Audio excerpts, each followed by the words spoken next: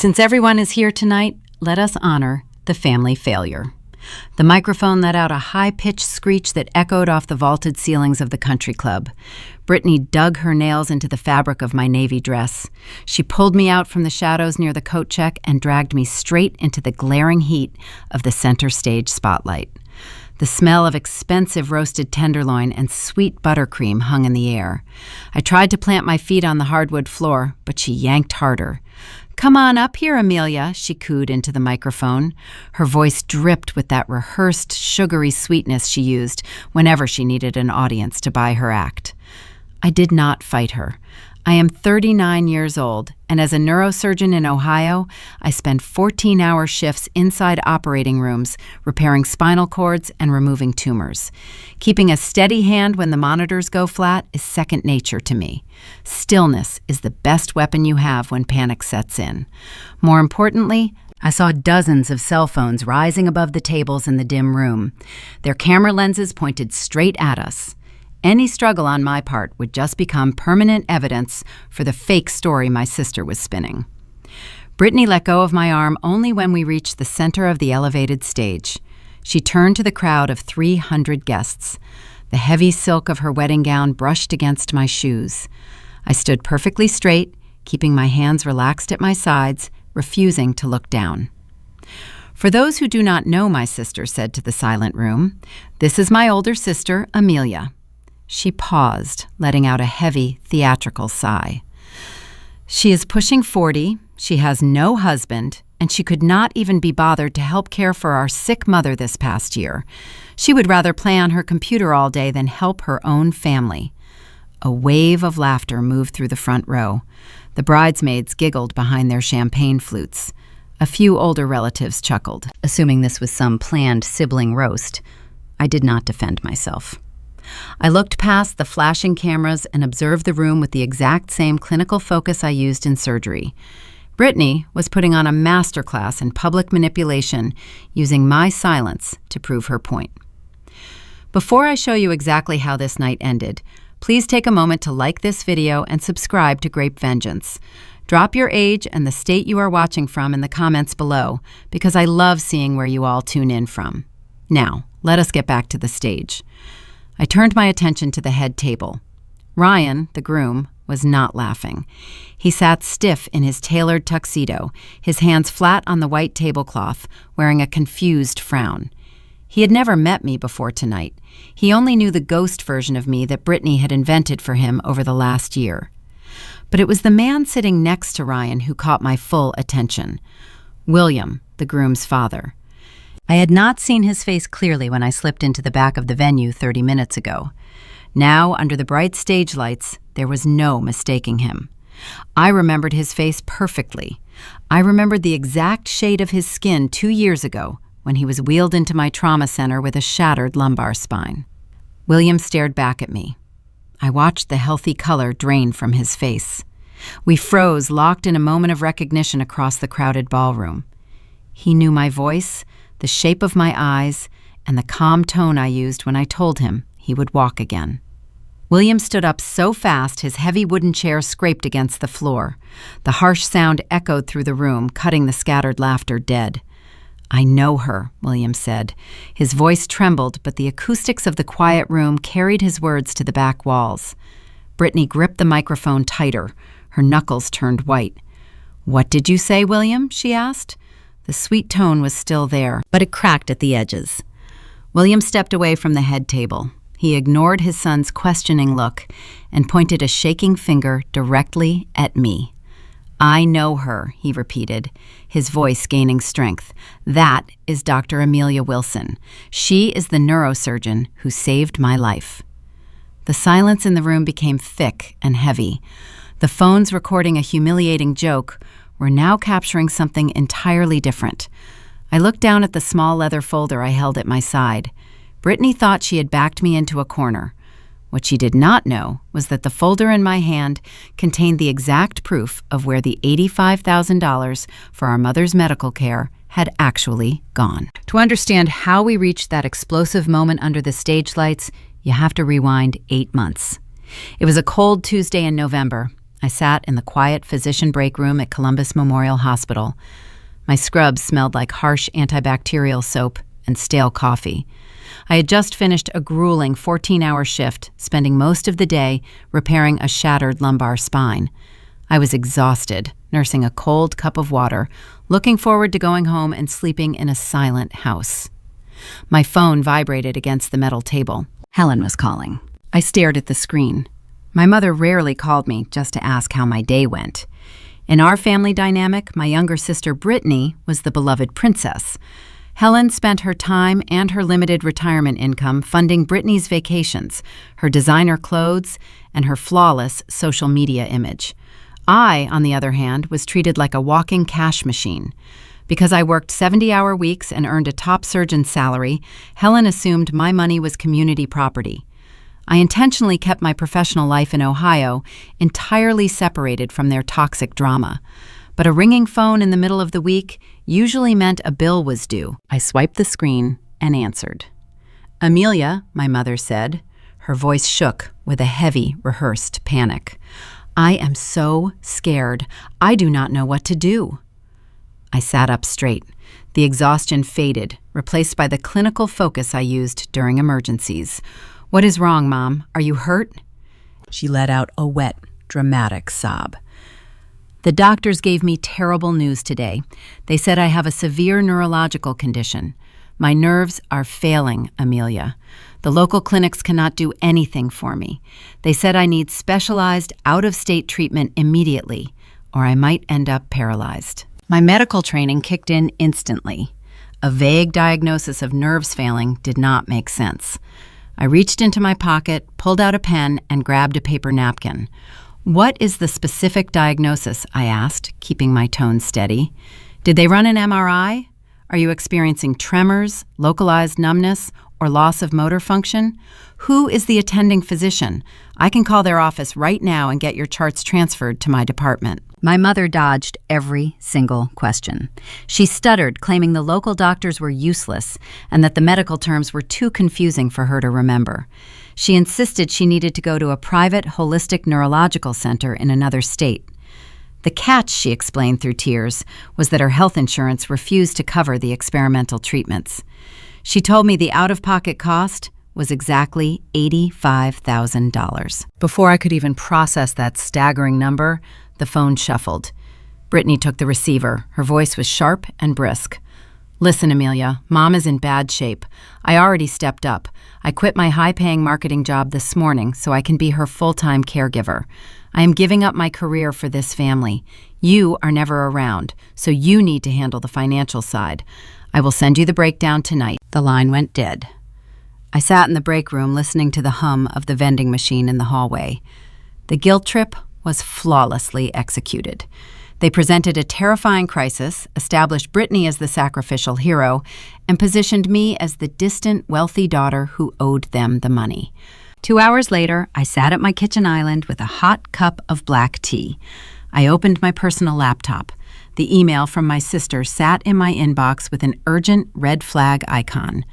The attached spreadsheet was a masterpiece of emotional manipulation. Brittany had heavily color-coded the rows in pastel blues and pinks. The line items listed vague expenses like specialized out-of-state lodging, private nursing consultation fees, and emergency travel funds. The final sum required at the bottom of the document sat at exactly $85,000. In the main body of the email, Brittany typed one specific sentence: "Every single dollar is for Mom and her medical care." I read that sentence 3 times. I did not want my mother to suffer. Despite our strained history, I fundamentally believed a daughter should help her parents in a medical crisis. But my years in the operating theater demanded strict verification before I jumped into any major intervention. You do not crack open a skull without reading the charts. You do not hand over a life-altering amount of cash without a safety net. The next morning, before my hospital rounds began, I drove my sedan to a national bank branch downtown. I walked inside and sat down in a glass-walled office with a personal banker.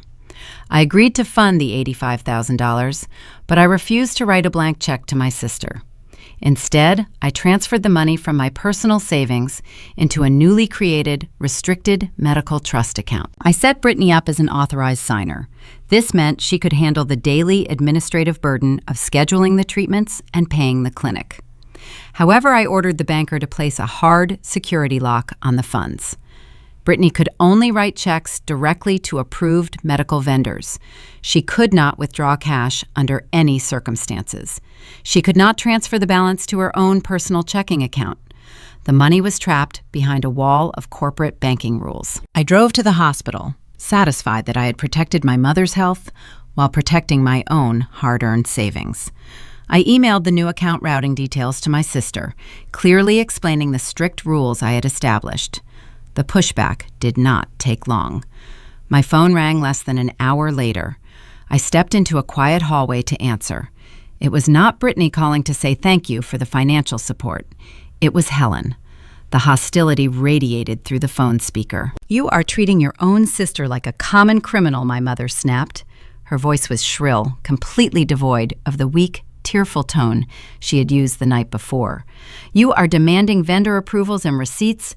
After everything she's sacrificed by quitting her job today, you insult her like this?" I pinched the bridge of my nose. A dull headache throbbed behind my eyes. "Love does not eliminate accountability, Mom," I replied, keeping my voice even. "This is an incredible amount of money. I just need to make sure the out-of-state clinics are actually showing up and getting paid. The rules protect everyone. She is doing the heavy, exhausting work while you sit safely in your expensive hospital, judging us," Helen countered.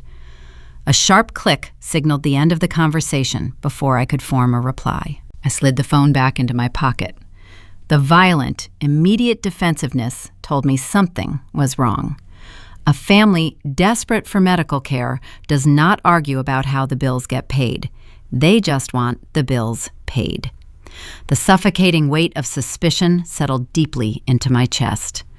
I swallowed my doubts and went back to work, assuming the bank safeguards would prevent any mistakes. 3 days later, the first major withdrawal request triggered an automated email alert on my phone. An invoice for $12,000 had been submitted to the trust account. I sat at my desk and opened the digital attachment. It was a bill from the out-of-state neurological center Brittany had mentioned. At first glance, it looked incredibly professional. It had a sleek logo, a listed address, and an itemized breakdown of services. But I am a neurosurgeon. I deal with hospital administration and medical billing every single day of my life. I zoomed in on the document. My eyes scanned the specific billing codes listed next to the treatments. My breath caught in my throat. The numbers printed on the page did not correspond to neurological therapy. They did not match spinal treatments or nerve repair. The cold realization hit me like a physical blow.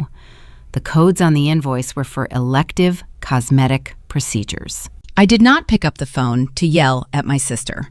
Confrontation gives liars a stage to spin their web. Instead, I closed the office door, opened a new encrypted folder on my laptop, and began the quiet, meticulous work of hunting down the truth. I stared at the bright computer screen in my hospital office. The invoice for $12,000 glared back at me. I sat perfectly still. My clinical training taught me to look for anomalies. When a patient presents with a symptom that does not match their test results, you do not ignore it. You dig deeper. The billing document my sister provided looked authentic to an untrained eye. It featured a crisp logo for the Silver Pines Neurological Center. It had a physical address in Arizona. It had an itemized list of services and a signature line at the bottom. But the numbers did not add up. Every healthcare procedure in the United States requires a specific billing code for insurance and tax purposes. We call them current procedural terminology codes. I memorized hundreds of them during my surgical residency. I opened a new tab on my browser and logged into the National Medical Database. I typed the first code listed on Brittany's document into the search bar. The code was 15820. I hit enter. The database loaded instantly. The official clinical description appeared on the screen. It was not for nerve decompression. It was not for spinal therapy or physical rehabilitation. The code was for a blepharoplasty, eyelid surgery. I typed the second code listed on the itemized bill. It registered as a laser skin resurfacing treatment. I stopped typing. I leaned back in my leather desk chair. The sterile air conditioning hummed above me. I did not cry. I did not feel the sudden urge to scream. Instead, a slow and freezing clarity spread through my chest. My younger sister was not just lying about a treatment delay or a confused doctor. She had manufactured a fraudulent invoice using copied public billing codes for cosmetic plastic surgery, and she expected me to blindly pay it. I needed verbal confirmation before I made my next move. I picked up my cell phone and dialed the toll-free number printed at the top of the fake bill. I expected a disconnected line or a generic voicemail. To my surprise, the call went through. The Silver Pines Neurological Center was a real facility in Arizona. A receptionist with a cheerful voice answered on the second ring. "Thank you for calling Silver Pines," the woman said. "How can I direct your call today?" I kept my voice smooth and professional. "Hello, I am calling from Columbus Memorial Hospital in Ohio. I am trying to coordinate records for a current patient of yours. Her name is Helen Wilson. I just need to verify her intake date for our internal billing department." The receptionist paused. "Let me pull up her chart. Can you spell the last name for me?" I spelled our family name. I waited while the sound of clicking keyboard keys echoed through the phone. Growing up, Helen always treated Brittany like a delicate flower that needed constant protection. I was the older, stubborn child who preferred science books over beauty pageants. When I left for medical school, I took out staggering student loans because my mother claimed they could not afford to help me. Yet somehow, they always found the cash to buy Brittany a new car or fund her spring break trips. I spent holidays studying in a cramped dorm room while they posted pictures from the beach. I had accepted that unfair dynamic years ago. But stealing $85,000 under the guise of a crippling illness was a line I never thought they would cross. "I am sorry, doctor," the receptionist said, breaking my train of thought. "I am looking through our active and pending patient registries. We do not have a Helen Wilson in our system. Are you sure she was referred to the Arizona clinic?" "I am sure," I replied softly. "Could she be listed under a consultation status?" The receptionist hummed thoughtfully. "No, I just searched our entire database going back 5 years. We have 0 records for anyone by that name." Perhaps she went to a different facility in the area. I thanked the woman for her time and ended the call. I set the phone face down on my desk.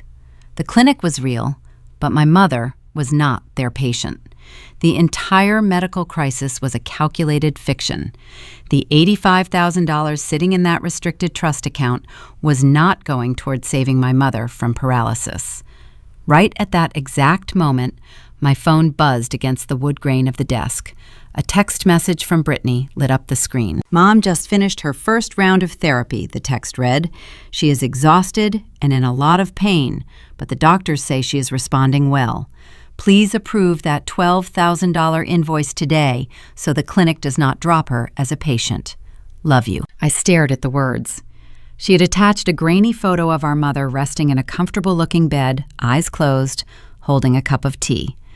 The sheer audacity of the message made my stomach turn. Brittany was playing on my guilt, rushing me to release the funds before I had a chance to ask any hard questions. She assumed I was too busy with my surgical schedule to scrutinize the paperwork. She thought I was an easy target. Confronting her right then would have been the biggest mistake of my life. If I called Brittany and told her I knew the truth, she would panic. She would delete her emails. She would coach our mother on what to say. She would find a way to twist the narrative and tell the rest of the family that I was a paranoid, jealous sister who refused to pay for vital health care. I would become the villain. I refused to give her a stage to perform on. I turned back to my computer. I minimized the medical database and opened my personal hard drive. I created a new password-protected folder. I titled it Family Audit. Slowly and methodically, I began to download every single piece of digital evidence I possessed. I saved the original email where Brittany explicitly stated every dollar was for medical care. I downloaded the forged document with the copied cosmetic surgery codes. I took high-resolution screenshots of her text messages. I organized them by date and time. I backed up the entire folder to a secure cloud server. As a surgeon, I knew that evidence was everything. If a patient claimed a procedure went wrong, the hospital relied on the documented charts to prove our innocence. I was applying that exact same clinical protocol to my own flesh and blood. I needed more proof. I needed to see exactly how far she was willing to take this scam before I dropped the hammer. I logged into the bank portal for the restricted medical trust using my administrative credentials. I did not block the $12,000 request. Instead, I clicked the approval button for a preliminary processing step. This function allowed the bank to verify the receiving account details without actually releasing the hard funds. The banking software generated a routing report in a downloadable format. It showed me the exact financial destination where Brittany was trying to send my money. The routing number did not belong to the Silver Pines Neurological Center in Arizona.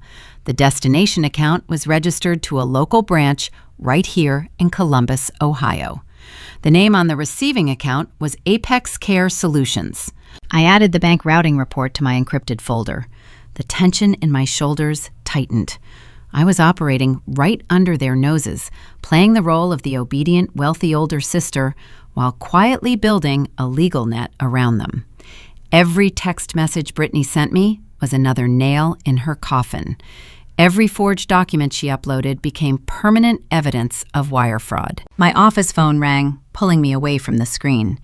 It was the surgical floor coordinator telling me my next patient was prepped and ready for the operating room. I locked my computer screen, grabbed my white coat, and walked out the door. I had lives to save. My family would have to wait. But that night, sitting in the quiet safety of my living room, the reality of the situation kept me awake. I drank a glass of cold water and stared out the window into the dark street. My sister was a thief. That much was undeniable. But the deeper, more painful question gnawed at me. Where did a marketing director learn to set up a fake billing scheme? And more importantly, what exactly was an entity called Apex Care Solutions? I opened my laptop again. The glowing screen illuminated the dark room. If Brittany wanted to play a high-stakes game of deception, she had chosen the wrong opponent. Tomorrow, I was going to find out exactly who owned that local bank account, and I was going to tear her carefully constructed lie apart, piece by piece. The morning sun barely pierced through the gray Ohio clouds. I sat at my dining room table with a fresh mug of coffee. My laptop screen cast a pale glow across the wood grain. The name from the bank routing report burned in my mind. Apex Care Solutions, a healthcare provider based locally in Columbus, receiving funds from an out-of-state cosmetic surgery clinic. The pieces of the puzzle sat scattered in front of me, waiting to be connected. During my surgical residency, I learned that diagnosing a complex disease requires tracing the symptoms back to their origin.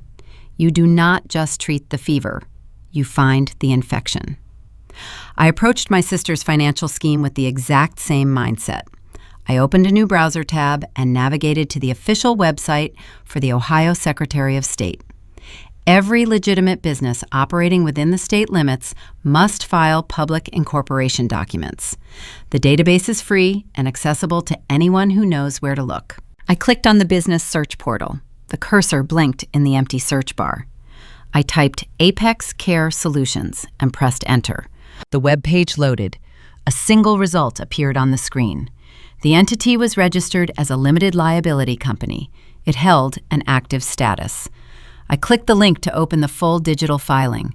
The official state forms materialized, displaying the foundational details of the business. My eyes scanned the lines of text, looking for the name of the registered agent. The registered agent is the person legally responsible for receiving official tax and legal correspondence on behalf of the company. I expected to find a generic corporate lawyer or a nameless administrative firm. Instead, a very familiar name sat printed in bold black letters: Brittany Wilson. I took a slow breath. The coffee in my mug grew cold. My younger sister had not simply forwarded a fake invoice from a shady clinic. She had built the receiving entity herself. She was the registered agent. She was the sole managing member. She controlled the bank account sitting in the local branch downtown. I looked at the contact information listed below her name. The required contact email was an old address she created during her sophomore year of college. It featured her sorority letters and her birth year. The arrogance of using her personal email for a felony fraud scheme told me everything I needed to know. Brittany thought she was invincible. Our mother had spent decades shielding her from the consequences of every minor mistake, every bounced check, and every broken promise. That lifelong protection had bred a dangerous level of overconfidence. My sister believed she could steal $85,000 from a neurosurgeon and walk away clean. I scrolled down to the final section of the public document. I needed to see the official date of incorporation. The state records precisely when a business is legally formed. I found the timestamp at the bottom of the page. The date read Tuesday, November 4th. I stared at the screen. The numbers hit me harder than the fake cosmetic surgery codes. Helen called me crying on a Friday night. She delivered her rehearsed speech about failing nerves and specialized out-of-state treatments on November 7th. The sequence of events painted a horrifying picture. My mother and my sister did not experience a sudden, terrifying medical crisis that drove them to make a desperate financial mistake. They planned the heist before they ever picked up the phone. Brittany registered the shell company and opened the fraudulent bank account 3 days before they fed me their tearful story. The theft was premeditated. It was cold, calculated, and deliberate. I leaned back in my chair. The quiet of my house felt heavy. Growing up, I accepted that Helen favored Brittany. I accepted that I was the reliable workhorse, while my sister was the fragile jewel. But this discovery shattered whatever lingering illusion I held about our family bond. They viewed me as nothing more than an unfeeling bank vault waiting to be cracked. They manufactured a life-threatening illness to manipulate my conscience. I pressed the keyboard shortcut to capture the screen. I saved the digital incorporation files straight into my encrypted family audit folder. I backed up the documents twice. Digital records are powerful, but they can be disputed. A clever defense attorney could argue that someone stole Brittany's identity to create the shell company. I needed physical proof. I needed to see Apex Care Solutions with my own eyes. I checked my watch. It was a rare Saturday off. I did not have to report to the hospital trauma ward for another 24 hours. I closed my laptop, grabbed my car keys, and walked out into the brisk autumn air. The address listed on the state filing was located on the far west side of Columbus. I drove my sedan down the interstate, watching the sprawling suburbs give way to older industrial zones. The neighborhoods grew rougher. The sleek medical centers of my daily life were replaced by pawn shops, discount grocery stores, and fading billboards. I pulled into a sprawling asphalt parking lot. Weeds grew through deep cracks in the pavement. The location was a rundown strip mall sitting next to a loud highway overpass. A decaying laundromat anchored one end of the building. A cheap liquor store anchored the other. Half of the storefronts sat empty, their windows covered in brown paper or iron security bars. I parked my car a few spaces away from the designated address. The engine clicked as it cooled down. I unbuckled my seatbelt and observed the suite number printed above the glass door. This was supposed to be the headquarters of Apex Care Solutions. This was the entity receiving $12,000 for vital neurological therapies. I stepped out of the vehicle. The cold wind bit at my face. I walked across the cracked pavement and approached the storefront. There was no medical sign. There was no reception desk visible through the glass. The front door was locked tight. A thick layer of dust coated the windows, indicating no one had opened the entrance in months. A faded yellow lease sign hung in the corner, offering the commercial space for rent. Brittany had rented a cheap postal mailbox inside a defunct office unit just to satisfy the state requirement for a physical business address. I reached into my coat pocket and pulled out my cell phone. I activated the camera application. I made sure the location tracking and timestamp features were turned on. I snapped a dozen high-resolution photographs of the empty storefront. I captured the suite number, the dusty windows, the faded rental sign, and the desolate parking lot. I took pictures from every angle. I documented the undeniable reality that Apex Care Solutions did not employ a single nurse. The company did not own a single piece of medical equipment. It was a ghost. I stood on the sidewalk, holding the phone in my hand. I had the smoking gun. The state registry proved my sister created the fake company. The date stamp proved she planned the theft in advance. The photographs proved the business did not exist. I possessed concrete evidence of wire fraud and embezzlement. If I handed this folder to the local police department today, Brittany would be wearing handcuffs by dinner time. But a sudden arrest would be too quiet. If I sent her to jail today, Helen would spend the rest of her life spinning a false narrative. My mother would call every aunt, uncle, and cousin in Ohio. She would tell them I misunderstood a complicated medical billing error.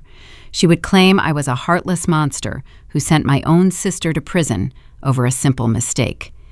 Helen would play the grieving mother, and Brittany would become the tragic martyr. The extended family would rally around them, and I would remain the villain. I refused to let them control the story. I walked back to my sedan and climbed inside. I turned the key in the ignition. The heater blasted warm air across my frozen hands. I pulled my phone out one last time and opened my text messages. I navigated to the message Brittany sent me yesterday, the one where she begged me to approve the $12,000 invoice to save our mother from being dropped as a patient. I typed a response. "Do not worry, Brittany. I am processing the invoice now. Please tell Mom I hope she feels better soon. I am so glad she has you there to take care of her." I hit send. I put the car in drive and pulled out of the decaying strip mall. The trap was officially set. I would let them believe their scheme was flawless. I would let them spend the stolen money. I would wait until they stood in front of an audience they could not control, and then I would drop the hammer. Tomorrow, I planned to pay a surprise visit to my supposedly crippled mother, just to see how well her fake treatments were actually working. Sunday morning arrived with a bitter chill. I pulled my sedan onto the familiar suburban street where I spent my childhood. The neighborhood was quiet, lined with oak trees and manicured lawns. I parked down the block from my mother's house. I did not pull into the driveway. I wanted this visit to be a complete surprise.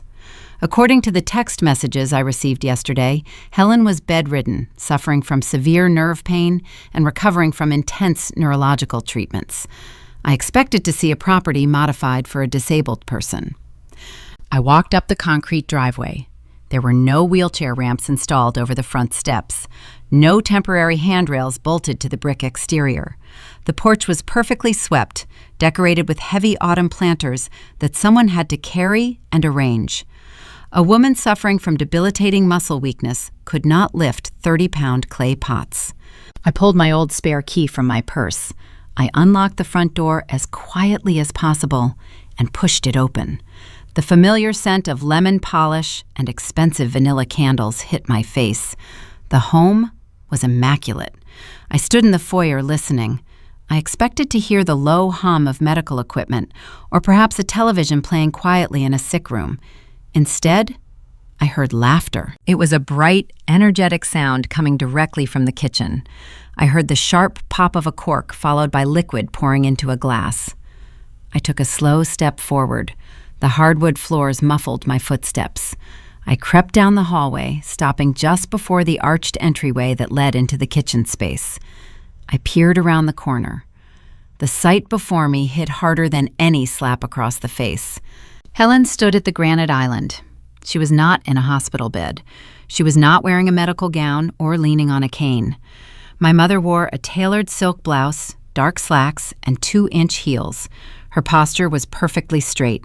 She held a crystal wine glass in her right hand, swirling a generous pour of white wine. There was no tremor in her fingers, no sign of nerve damage, no wincing in pain. She looked healthier than I did. A glossy magazine lay open on the counter. Helen tapped her manicured fingernail against the page, talking cheerfully. "Oh, Brittany, the hydrangeas will look stunning next to the ice sculpture," Helen said into the air. I realized she had her phone on speaker mode sitting on the counter. Brittany's voice echoed back through the device, crisp and excited. I know, Mom. The florist said we can upgrade all the centerpieces if we just increase the budget by another $2,000. Do you think we can swing it? Helen took a sip of her wine, her face glowing with delight. Of course we can, sweetie. Do not worry about the budget. We have plenty of resources right now. You just focus on being the most beautiful bride in Ohio. The sheer brazenness of the conversation made my blood run cold. They were not even trying to hide the scam from each other. They were openly discussing spending my money, the money designated to save my mother from a crippling disease, on floral upgrades for a wedding reception. I stepped out from the hallway shadows and walked directly into the kitchen. "Hello, Mom," I said. Helen gasped loudly. Her hand jerked, splashing wine onto the granite countertop. She spun around to face me, her eyes wide with sudden terror. On the counter, the speakerphone went dead silent. Brittany had stopped breathing on the other end of the line. The air in the room thickened into concrete. "Amelia?" Helen stammered. Her voice jumped an octave. "What are you doing here? You did not call." I offered a tight, polite smile. I kept my hands folded in front of me, adopting the calm bedside manner I used with nervous patients. I had a rare Sunday morning off from the hospital. "I was so worried about your severe nerve pain, I just had to come see you in person. How was the treatment yesterday?" Helen scrambled to put her wine glass down. She grabbed a dish towel and frantically wiped up the spilled alcohol. Her mind raced, trying to build the lie in real time. "Oh, the treatment was exhausting," she lied smoothly, letting out a fake, heavy sigh. "I am actually having a very good morning. The pain medication finally kicked in about an hour ago. Brittany just went to the pharmacy to pick up my next prescription." I nodded slowly, letting the silence stretch. I walked closer to the kitchen island. As I moved forward, my eyes scanned the items scattered across the granite surface. Next to the floral magazine sat a thick, glossy travel brochure. The cover featured a picture of crystal-clear blue water and thatched roof bungalows.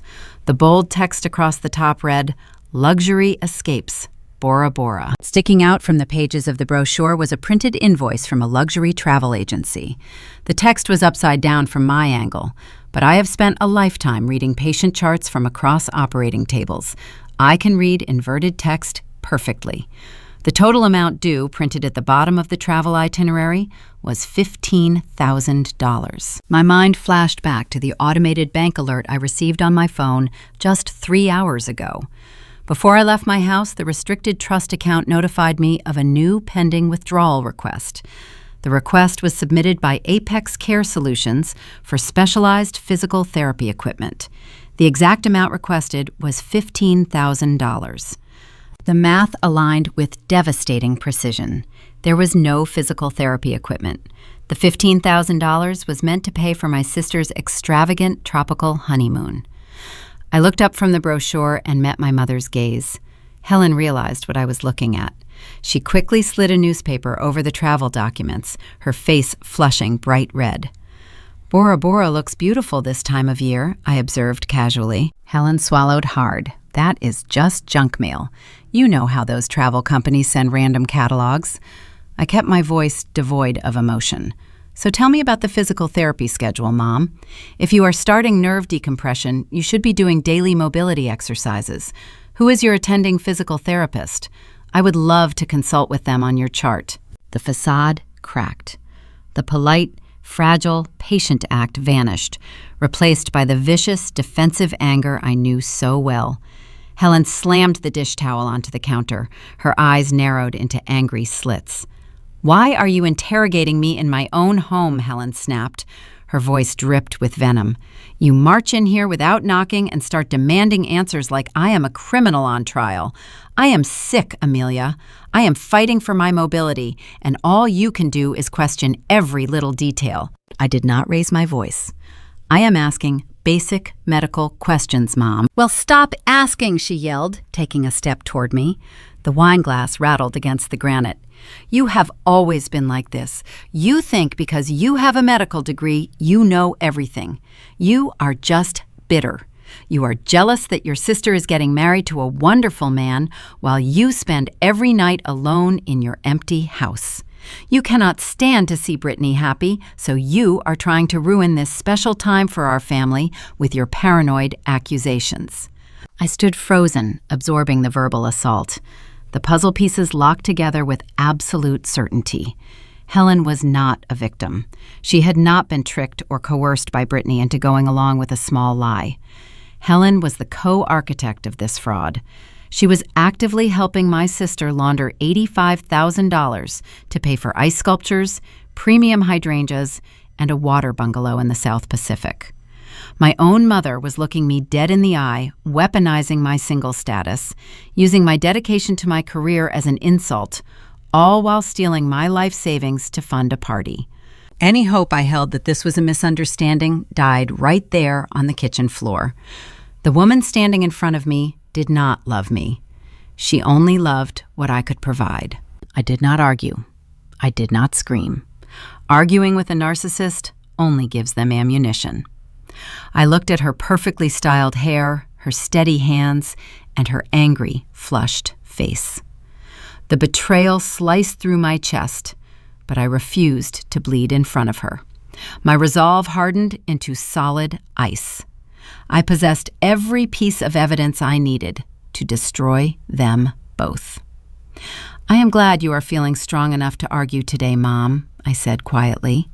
"I hope your miraculous recovery continues." I turned my back on her and walked out of the kitchen. Helen shouted something after me about respect, but I ignored her. I walked out the front door, pulled it shut behind me, and marched down the driveway to my car. The cold Ohio wind felt refreshing against my face. I climbed into the driver's seat and locked the doors. I pulled out my cell phone and opened my contact list. I scrolled past the hospital directory and tapped on a number I had saved years ago, but never needed to use. It was time to stop playing the good daughter. It was time to hire a professional. I pressed the call button, listening to the dial tone ring in my ear, preparing to set a legal trap my family would never see coming. The law office of David Vance sat on the 20th floor of a glass building in downtown Columbus. I chose him specifically because he did not have a reputation for being friendly. He had a reputation for being ruthless. When dealing with a family member who views your bank account as their personal lottery ticket, you do not need a peacemaker. You need a shark. I sat across from his polished mahogany desk and placed my heavy leather folder right in the center. I opened the cover and slid the stack of printed evidence toward him. David adjusted his silver reading glasses. He did not say a word for several minutes. The only sound in the room was the sharp turning of paper as he reviewed the documents. He examined the fake cosmetic surgery invoices. He traced the state registry records proving my younger sister created the shell company. He studied the time-stamped photographs I took of the empty strip mall storefront. Finally, he looked at the luxury travel itinerary for the tropical honeymoon. "You built a very impressive net," Dr. Wilson David said, leaning back in his leather chair. "Most clients come to me with nothing but suspicion and hurt feelings. You brought me a documented felony. We have enough evidence right here to bury your sister in civil court and hand the local prosecutor a wrapped gift." I kept my posture rigid. "I want to file the charges today," I told him. "I want the authorities to walk into my mother's house and arrest Brittany before she can spend another dime on centerpieces and ice sculptures." David held up a hand, stopping me. "I understand the anger, Amelia, but confronting a liar too early is a tactical error. If you drop this bomb right now, your sister still holds enough social leverage to spin the story. She will claim the fake business was just a misunderstanding. She will say she intended to pay you back. More importantly, if she knows we are coming, she will destroy the digital trail on her end. She will delete emails, shred receipts, and hide the assets. We need to let her feel safe. We need to let her dig the hole so deep she can never climb out." I listened to his advice. The clinical logic appealed to my surgical training. When dealing with a tumor, you do not just hack at the edges. You identify the entire blood supply before you make the final cut. "What is our exact strategy?" I asked. David tapped his expensive pen against the folder. "We cut the financial cord without telling her. You quietly revoke her access to the remaining funds. We let her swipe her debit card for her wedding expenses, and we let the bank deny the transactions. While she scrambles to figure out why the money stopped flowing, we prepare the civil suit. We hit her with the litigation hold the exact moment she is most vulnerable. I left the law office feeling a cold sense of control. The panic and betrayal that choked me in my mother's kitchen had evaporated, replaced by a calculating focus. I drove straight from the lawyer's building to the main branch of my bank. I bypassed the standard teller line and asked to speak directly with the branch manager. I sat in a private glass-walled office and produced my identification. I instructed the manager to immediately revoke Brittany's authorized signer status on the restricted medical trust account. I watched the manager type the commands into the terminal. Within 60 seconds, my sister was locked out. I took the security protocols a step further. I asked the manager to invalidate the physical debit card linked to Brittany's name. I also activated instant fraud alerts on my personal cell phone. Anytime someone attempted to log into the trust portal or initiate a wire transfer, I would receive a direct text message notification. Brittany would receive no warning. The bank would not send her an email. They would not call her to explain the change. She would not know her plastic card was useless until she stood at a cash register trying to pay a wedding vendor. I smiled for the first time in days. The trap was armed. But I knew my family's playbook. The moment the money stopped, Helen would launch a massive smear campaign. My mother would call every aunt, uncle, and distant cousin in our family tree. She would cry on the phone, claiming her cruel, wealthy daughter abandoned a sick old woman to freeze in the dark. She would paint me as a monster who denied a crippled mother basic necessities. I refused to leave that door open. When I returned to my quiet house, I sat at my dining room table and opened my laptop. I navigated to the local utility websites for my mother's address. I logged into the portals for the electricity, the water, and the natural gas. I linked all 3 essential services directly to my personal checking account and paid the balances in full. I even prepaid the next 2 months. I printed the confirmation receipts and placed them into my growing legal folder. Let Helen try to tell the family I left her to suffer. I now had documented proof that I ensured her home was warm, her water was running, and her lights were on. I provided basic survival care, but I was done funding the luxury lifestyle. The narrative of the neglectful older daughter was officially dead. 2 days later, the mail carrier dropped a thick, heavy envelope into my mailbox. The paper stock was expensive, textured with a subtle floral pattern. I carried it inside and sliced it open with a kitchen knife. It was the formal invitation to Brittany and Ryan's wedding. The gold foil lettering gleamed under my kitchen lights. The sheer arrogance of the document made me shake my head. My sister had funded this extravagant celebration, using money stolen under the guise of our mother's failing health, and she still had the nerve to invite me. She expected me to show up, hand over another expensive gift, and sit quietly in the back while she soaked up the admiration of 300 guests. I pulled the small response card from the envelope. I grabbed a black pen. I checked the box confirming my attendance. Next to the guest option, I clearly marked that I would be attending alone. I sealed the card in the return envelope and placed it back in the mailbox. I was going to attend that wedding, but I was not going to sit quietly in the shadows. The countdown officially began. The next 3 weeks required an agonizing level of discipline. I went to the hospital every day, performing complex spinal surgeries and consulting with trauma patients. My professional life remained flawless, a structured sanctuary away from the impending domestic explosion. My phone buzzed constantly with updates from the liars. Brittany sent me text messages twice a week offering fake progress reports on Helen's neurological treatments. She claimed the Arizona clinic was doing wonders for our mother's mobility. She even sent a staged photograph of Helen sitting in a local park, wrapped in a blanket, trying to look frail. I replied to every single message with polite, generic encouragement. I told Brittany I was thrilled to hear the good news. I told her to keep up the great work. Every text I sent felt like swallowing glass, but I knew David was archiving every interaction for the civil suit. Then the financial dominoes started to fall. 5 days before the wedding, my phone vibrated in my coat pocket while I was reviewing a patient chart. I pulled the device out and looked at the screen. It was an automated fraud alert from the bank. Brittany had just attempted to swipe her invalidated debit card at a high-end bridal boutique for $3,000. The transaction was declined. 10 minutes later, a second alert popped up. She tried to swipe the card again. Declined. An hour later, she tried to initiate an online wire transfer to a luxury catering company. The security block caught the request instantly and denied the movement of funds. I stood in the hospital hallway staring at the screen, feeling a profound sense of satisfaction. My sister was currently standing in expensive retail stores, facing confused cashiers, realizing the endless well of money had suddenly run dry. She did not call me to ask why the card was declining. She could not call me.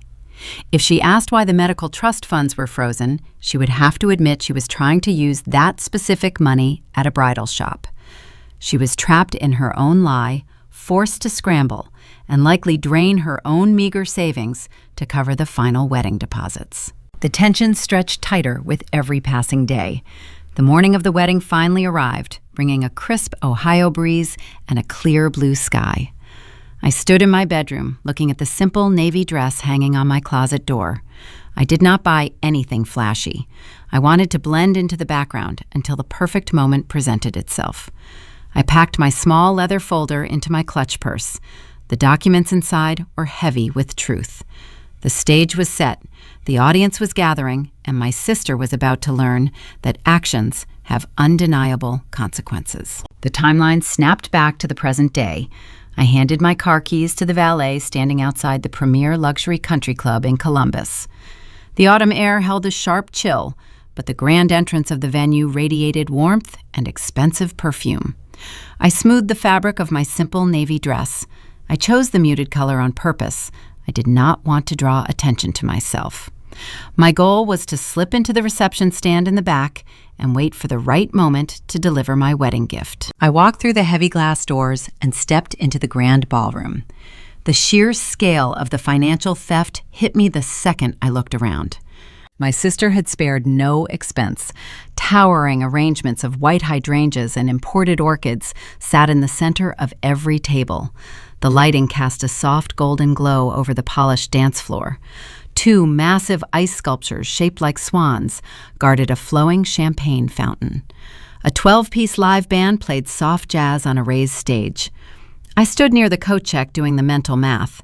I knew exactly how much a country club of this caliber charged per plate. I knew the cost of imported orchids.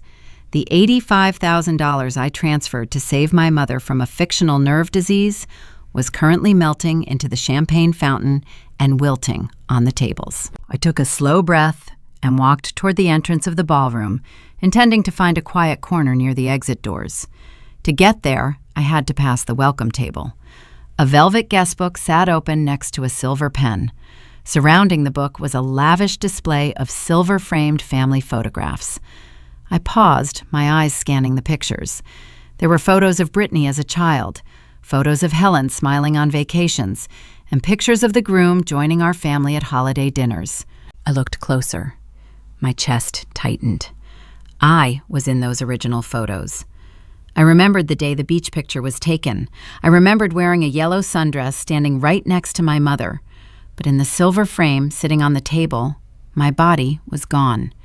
Helen and Brittany had taken scissors and meticulously trimmed my face and shoulders out of every single image. In a group photo from a Thanksgiving dinner 3 years ago, a strange, unnatural crop removed my chair entirely from the table. They used my life savings to pay for the silver frames, and they used scissors to erase my existence from the family history. They wanted my money, but they did not want me. I did not let the hurt show on my face. A surgeon learns how to detach from pain to keep the hands steady. I adjusted the strap of my purse, feeling the solid weight of the leather folder resting inside. Let them have their cropped photos.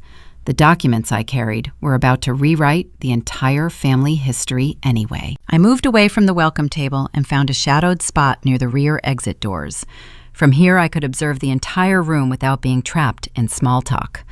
Unfortunately, my presence did not go unnoticed. My mother had spent the last 8 months running a relentless smear campaign against me. She called every relative in Ohio, spreading the lie that I was a bitter, struggling spinster who refused to help her sick mother. The results of her toxic gossip became obvious within minutes. Aunt Brenda walked past the exit doors carrying a plate of appetizers. She spotted me in the shadows. Her face softened into a look of deep, agonizing pity. Amelia Brenda sighed, walking over and placing a hand on my arm. Her tone sounded like she was speaking to a wounded animal. "I am so surprised you actually showed up tonight." I offered a tight, polite smile. "It is my sister's wedding, Brenda. I would not miss it." Brenda tilted her head, her eyes scanning my plain navy dress. "Your mother told me things have been very hard for you lately. She said you were still struggling with those computer hobbies and having trouble making ends meet.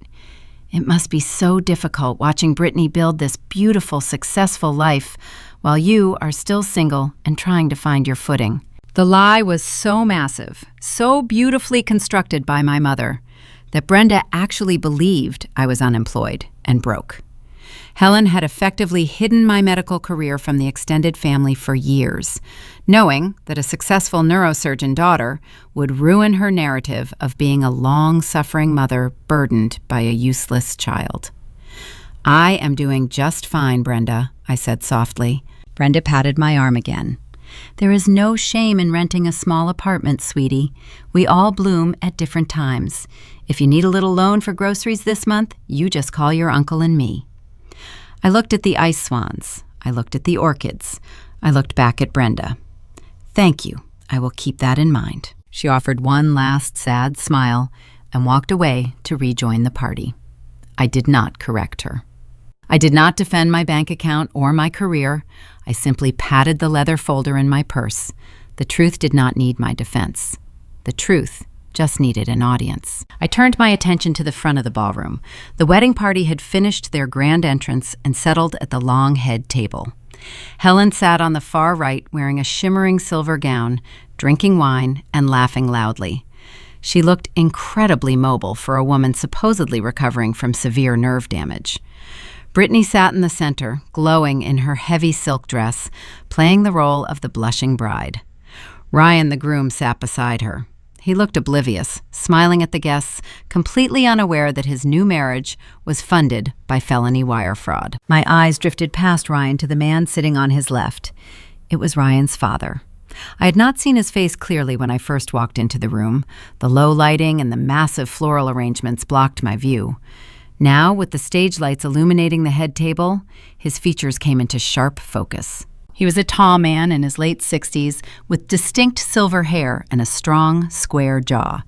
He sat with a very specific, rigid posture, keeping his shoulders pulled back to relieve pressure on his lower lumbar region.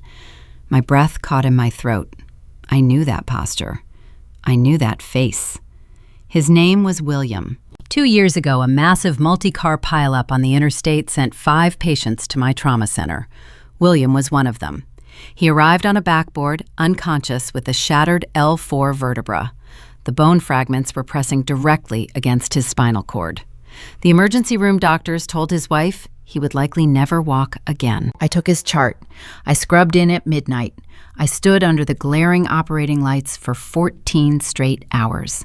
I used microscopic tools to remove the bone shards from his spinal canal. I rebuilt his shattered vertebra with titanium rods and screws. I monitored his neural responses through the dawn, refusing to let my hands shake, refusing to let him wake up paralyzed. 3 days later, I stood in his recovery room. He opened his eyes, looked at me, and moved his toes. I held his hand while he wept with relief. I managed his recovery for 6 months until he walked out of my clinic on his own 2 feet. A surgeon never forgets a spine they rebuild, and a patient never forgets the doctor who gives them their life back. William was Ryan's father. Brittany had married into his family. My sister had spent the last year telling Ryan that I was a broke, selfish failure who played on computers all day. She hid my last name and my profession to keep her victim's story intact.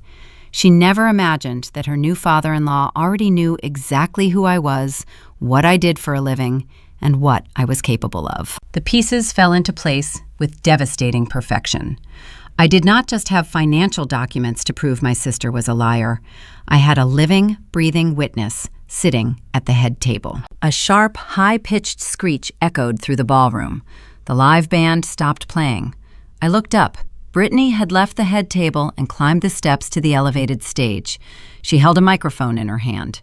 Her eyes scanned the crowded room, hunting through the tables, until her gaze locked directly onto me, standing in the shadows by the exit.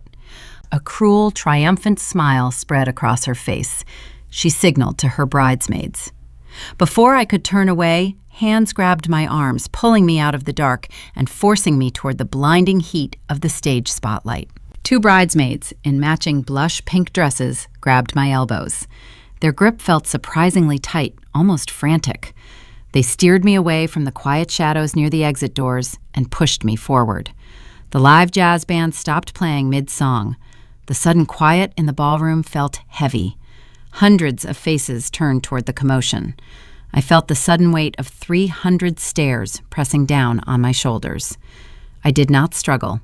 Causing a physical scene would only play into my sister's narrative. I let them guide me through the maze of round tables until we reached the edge of the elevated platform. Brittany stood dead center under the glaring spotlight. She reached down and grabbed my wrist. Her manicured nails dug sharply into my bare skin. She hauled me up the 3 carpeted steps with a sudden, forceful yank. The heat of the overhead lamps hit my face bright and unforgiving. The sound system let out a high-pitched screech that made several guests cover their ears. "Since everyone is here tonight, let us honor the family failure," Brittany announced. Her voice echoed off the vaulted ceilings. A ripple of nervous laughter spread through the front rows. Several older relatives chuckled, assuming they were witnessing a planned, edgy sibling joke. I stood perfectly still. I kept my spine straight and my hands relaxed at my sides. My right hand firmly held my small leather clutch purse. The folder hidden inside rested against my palm. Brittany paced back and forth across the stage, the heavy silk of her wedding gown swishing around her ankles.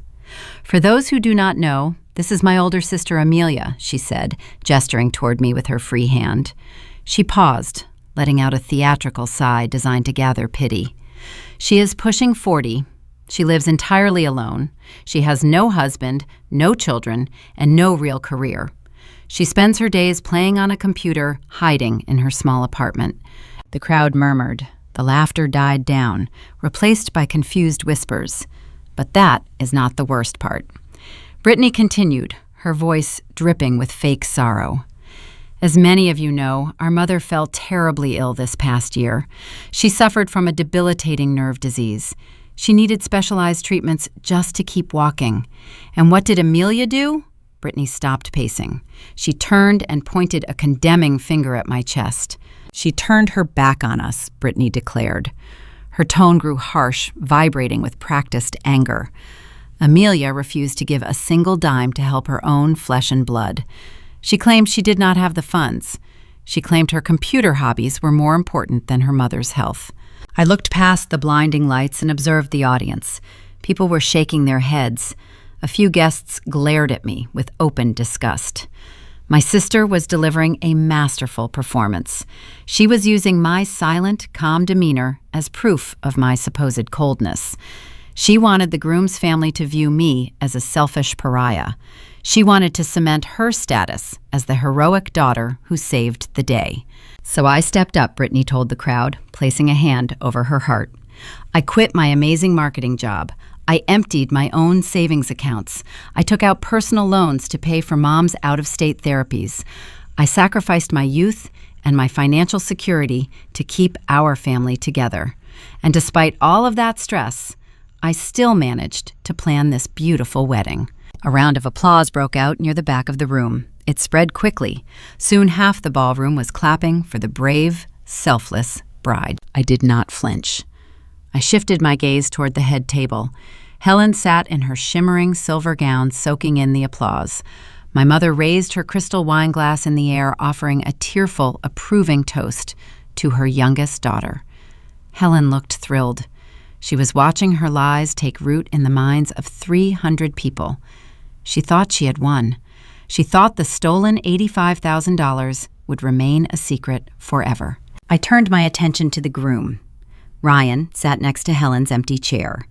He was not clapping. He looked incredibly uncomfortable.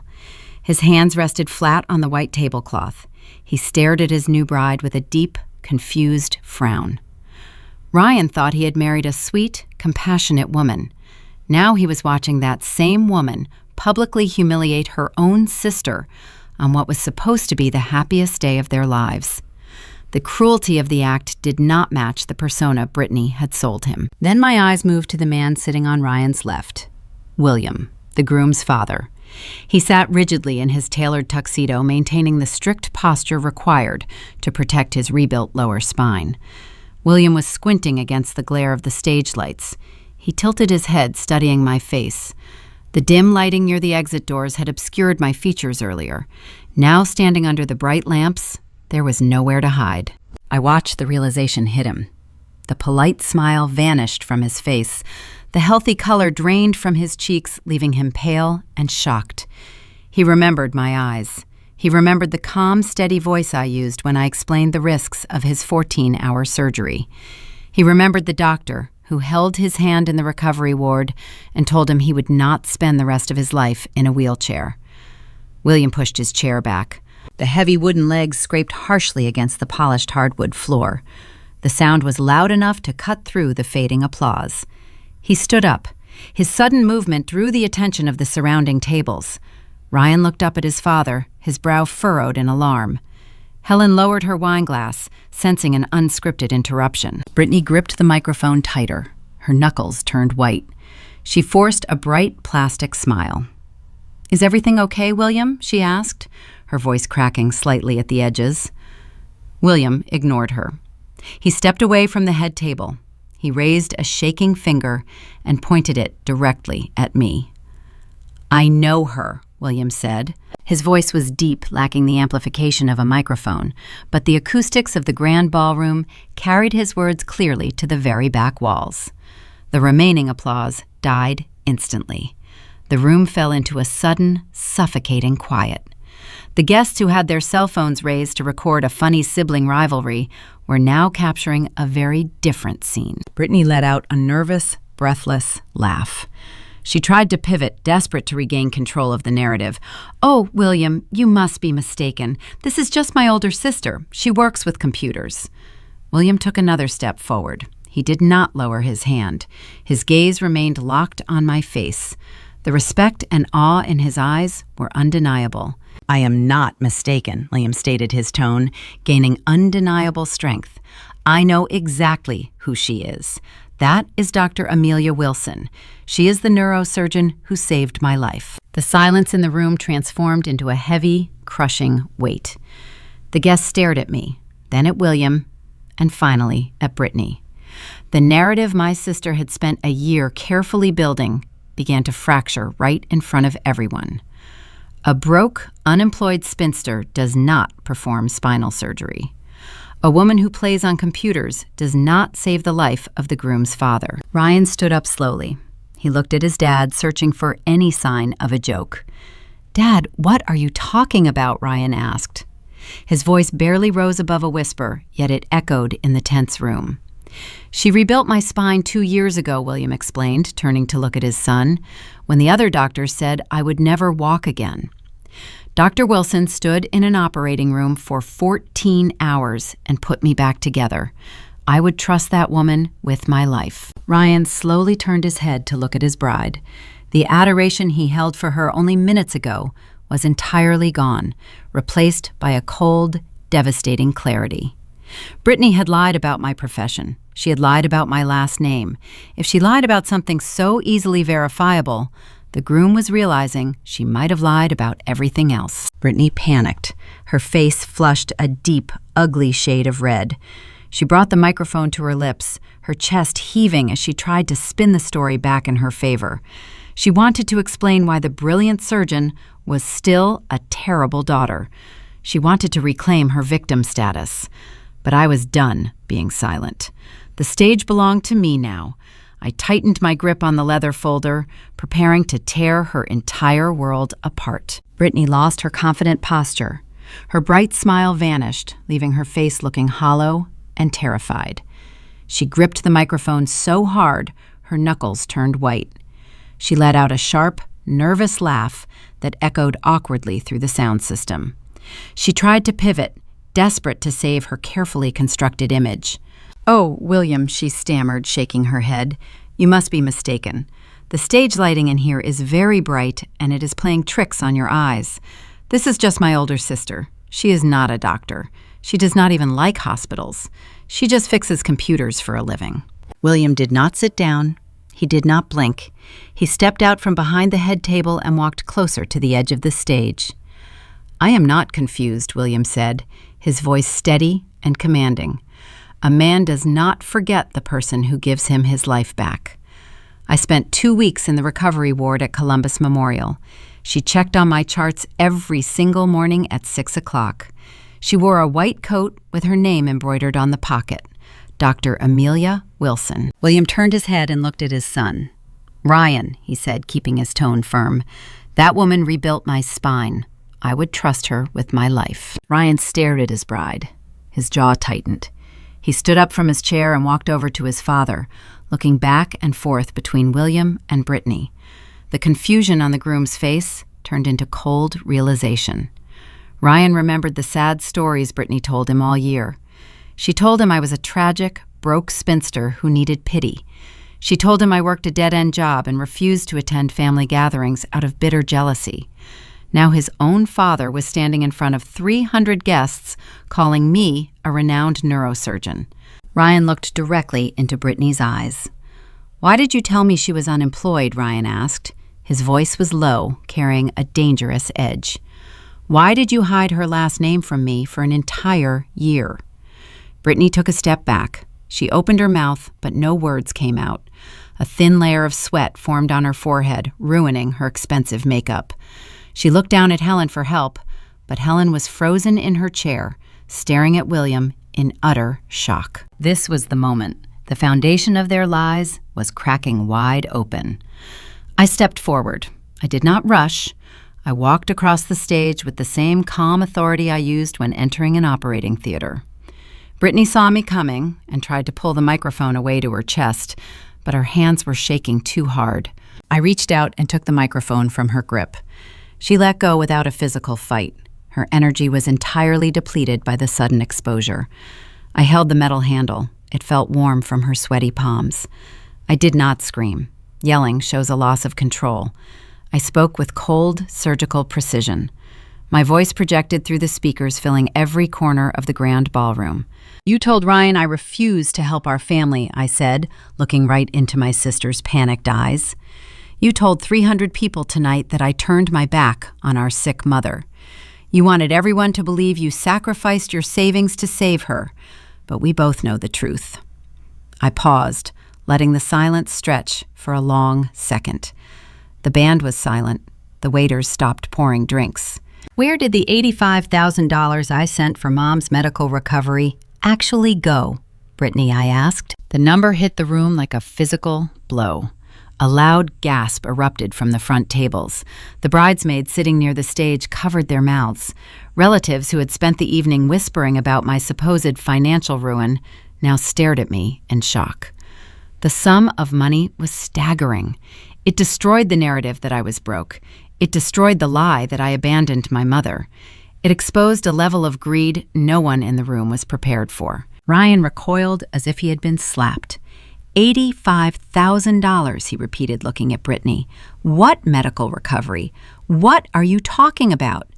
Brittany shook her head frantically. Her heavy silk dress rustled as she backed away from me.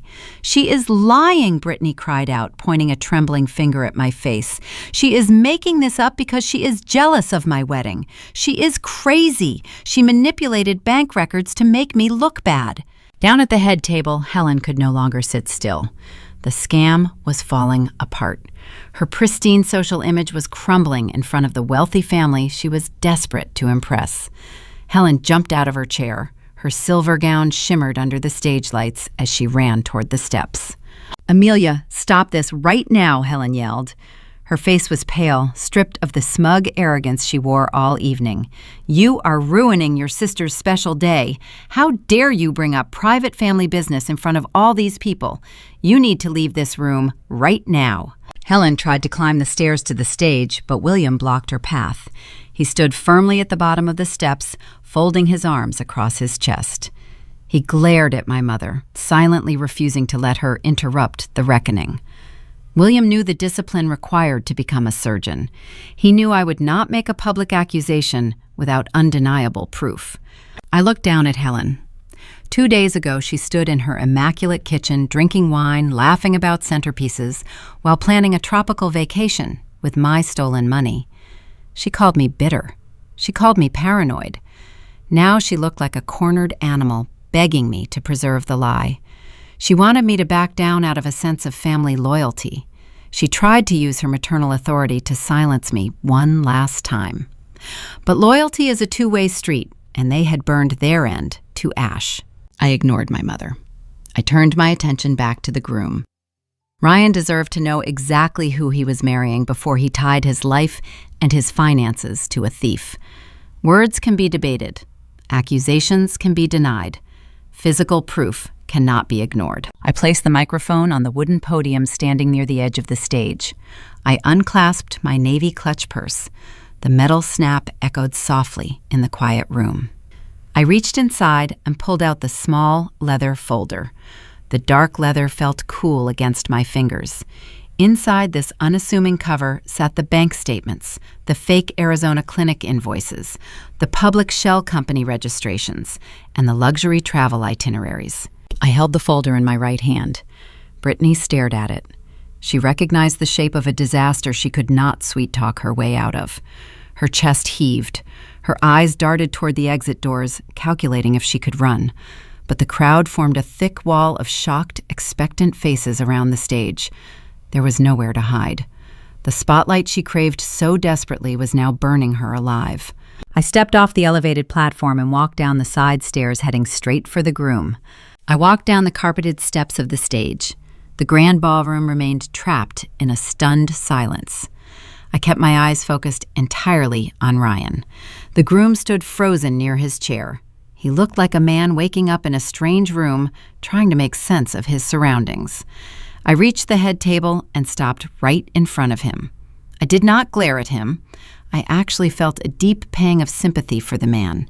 He was collateral damage in my family's toxic game. I held out the dark leather folder. Ryan stared at it as if I were handing him a live grenade.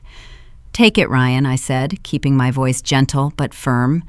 "You deserve to know the truth before you sign the official marriage certificate." He hesitated for a second, then reached out and took the folder. His hands were trembling. He flipped open the leather cover. The first document resting on top of the stack was the initial email Brittany sent me 8 months ago. I pointed to the highlighted text on the page so we would not have to search for it. "Read that sentence," I instructed. Ryan swallowed hard. His eyes tracked across the highlighted line. "Every single dollar is for Mom and her medical care," he read aloud. His voice cracked. He looked up at me, confusion knotting his brow. "She told me her mother was dying of a nerve disease. She said you refused to pay the medical bills, so she had to empty her own retirement accounts to save her." I nodded. Turned to the next page. Ryan flipped the paper over. The second document was the forged invoice from the Silver Pines Neurological Center in Arizona. It displayed a sleek logo and an itemized bill for $12,000. I let him absorb the official-looking paperwork before I delivered the clinical truth. "I am a neurosurgeon, Ryan," I explained. My words carried across the silent room, reaching the front rows of tables. I deal with hospital billing codes every single day. The numbers printed on that invoice do not match any neurological treatments. Those specific codes are used for cosmetic plastic surgery and laser skin resurfacing. A loud murmur swept through the guest tables. Aunt Brenda let out a sharp gasp from her seat near the champagne fountain. The whispers began to spread, carrying the shocking revelation to the back of the room. Ryan shook his head, staring at the paper. But the clinic in Arizona, he started to ask. I called them, I interrupted smoothly. They have no record of Helen Wilson. My mother never set foot in that facility. The invoice is a fabrication. My sister copied cosmetic billing codes from a public database and pasted them onto a fake document to trick me into releasing the funds.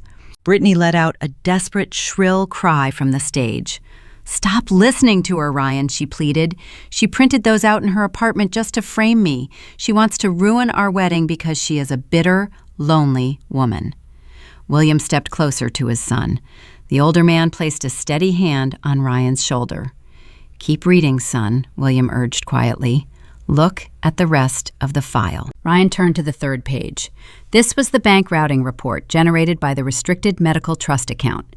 It showed the attempted transfer of the $12,000.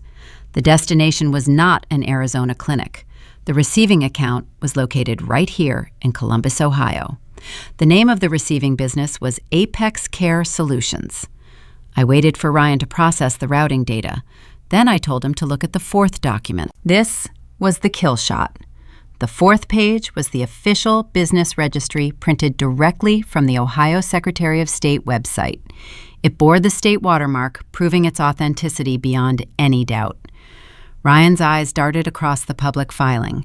He found the registered agent section. He read the name printed in bold black ink. Brittany Wilson. Ryan stopped breathing for a second. The paper shook in his hands. Apex Care Solutions is a shell company, I announced.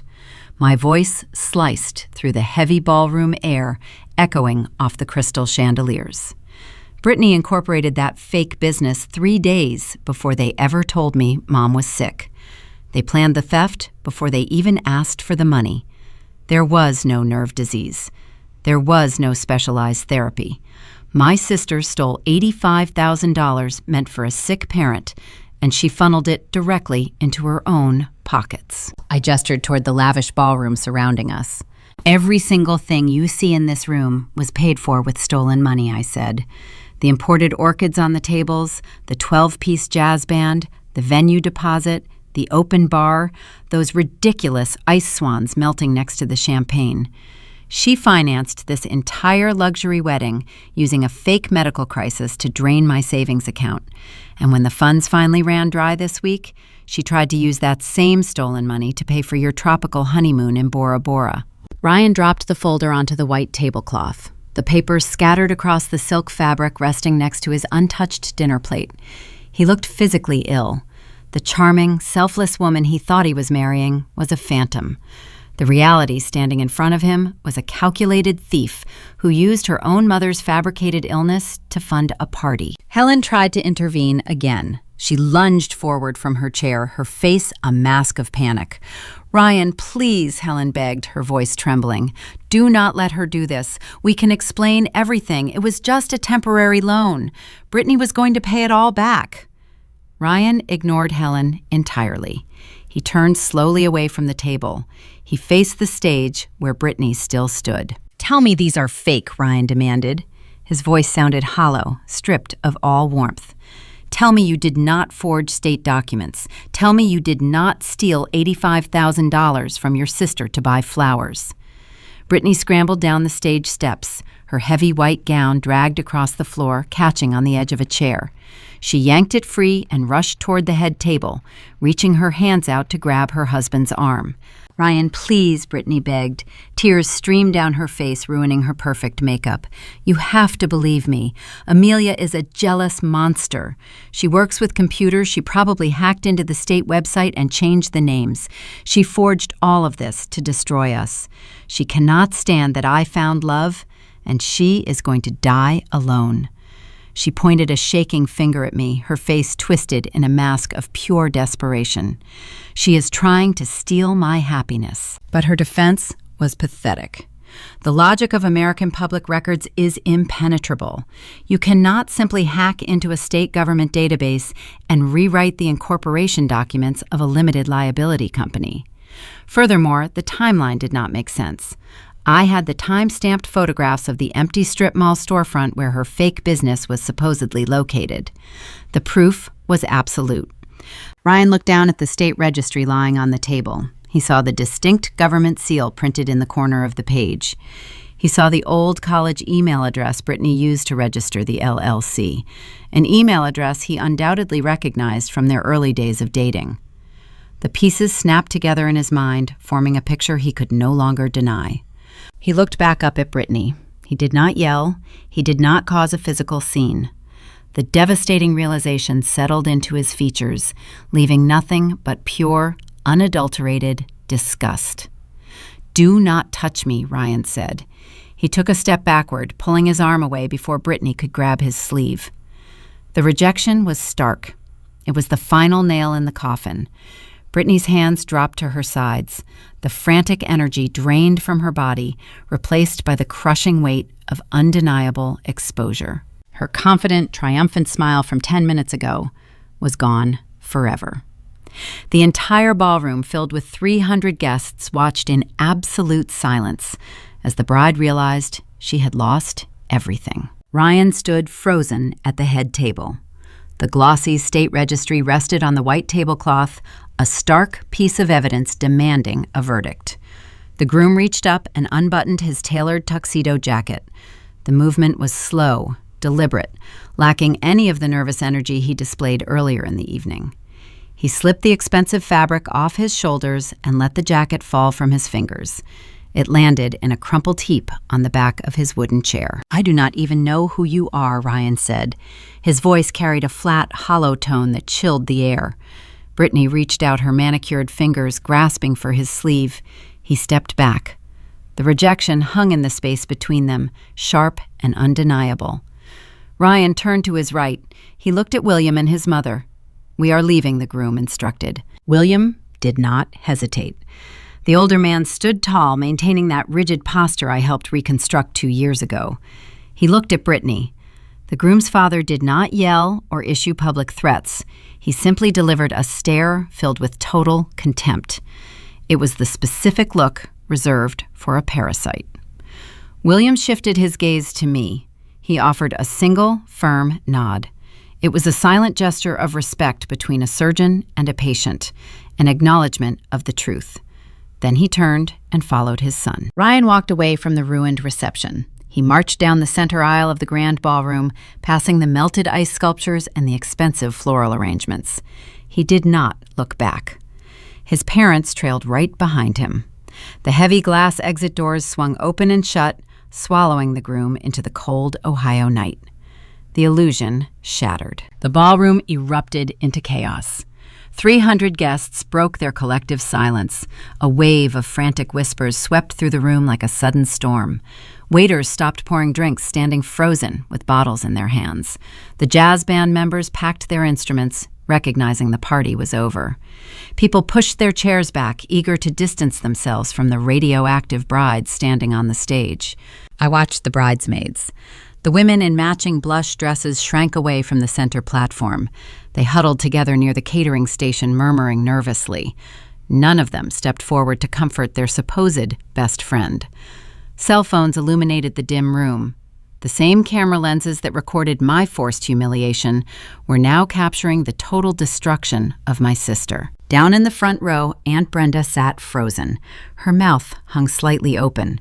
She stared at the scattered financial documents left on the head table, processing the grim reality. Brenda realized the stories she heard about my supposed poverty were toxic lies. The pity she offered me earlier morphed into deep, burning outrage, directed squarely at my mother. I could see the exact moment the family gossip network broke down. The relatives who judged me all night were now doing the math, realizing their own sister and niece were capable of felony fraud. Helen could not handle the public exposure. Her entire identity relied on projecting an image of wealthy, flawless superiority to the neighborhood. She spent my childhood bailing her youngest daughter out of every self-inflicted crisis. When Brittany failed college courses, Helen blamed the professors. When Brittany maxed out credit cards on designer clothes, Helen drained her own retirement savings to pay the debt. My mother always found a way to rewrite reality to protect her golden child. But Helen could not rewrite a state government registry. She could not erase the fact that her new in-laws just walked out the door in disgust. Helen rushed toward the stage, her silver gown catching the harsh overhead light. She climbed the carpeted steps and wrapped her arms around Brittany. My sister collapsed against our mother's shoulder, sobbing loudly.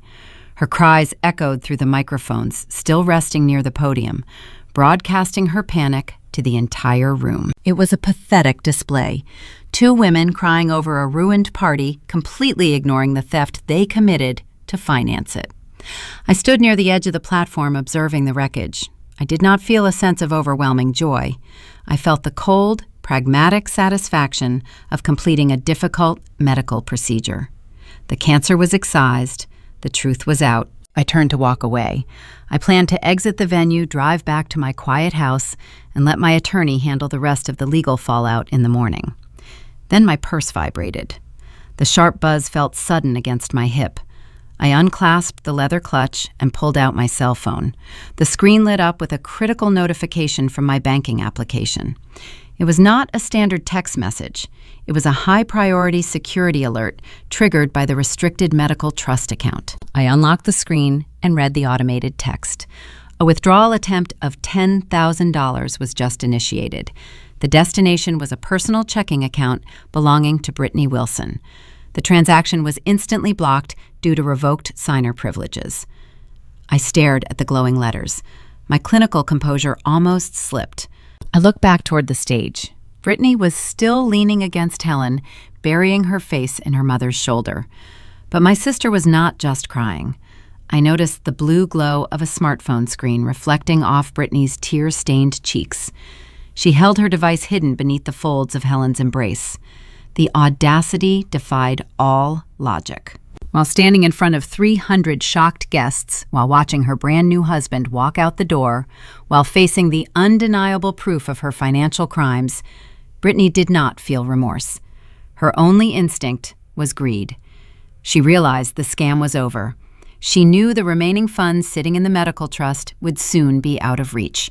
So she pulled out her phone in the middle of her own public ruin and desperately tried to wire $10,000 to herself before the account closed for good. She wanted a severance package. She wanted to drain the last drop of my savings to cushion her fall.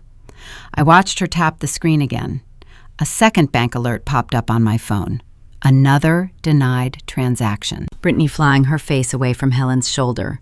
She stared at her own glowing screen. The fake sobbing stopped immediately. Her features twisted into a mask of pure, unadulterated panic. The realization finally crashed into her brain. The debit card did not work at the bridal boutique days ago. The wire transfer for the honeymoon failed. Now, her final desperate grab for cash was blocked. She was locked out. The endless well of my money was permanently sealed. Brittany looked up from her device. Her eyes darted across the crowded room and locked onto mine. I held my phone up in the air, letting her see the screen from a distance. I did not say a single word. I just offered a cold, knowing smile. The color drained from her face. She dropped her phone. The device clattered against the wooden stage, the glass screen cracking upon impact. The social humiliation of losing her groom was devastating, but the realization that I controlled the remaining money broke her spirit entirely. She had no husband, no stolen cash, and no way to pay the remaining vendors standing in the ballroom. I slipped my phone back into my purse. I turned my back on the stage and walked toward the exit doors. The guests parted for me, clearing a path through the tables. No one offered me pity anymore. The whispers that followed me out of the building were filled with a quiet, undeniable respect. I stepped out into the cool Ohio night, handed my ticket to the valet, and waited for my car. Tomorrow, the sun would rise, and my sister would wake up to the full, crushing weight of the legal hammer my attorney prepared to drop. Sunday morning broke over Columbus with a crisp, clear sky. I sat at my kitchen island, holding a warm mug of black coffee. The silence inside my house felt thick and comforting. There were no screeching microphones, no crying brides, no frantic mothers trying to save face, just the quiet hum of the refrigerator and the gentle sunlight pouring across my hardwood floors. I spent years building this sanctuary.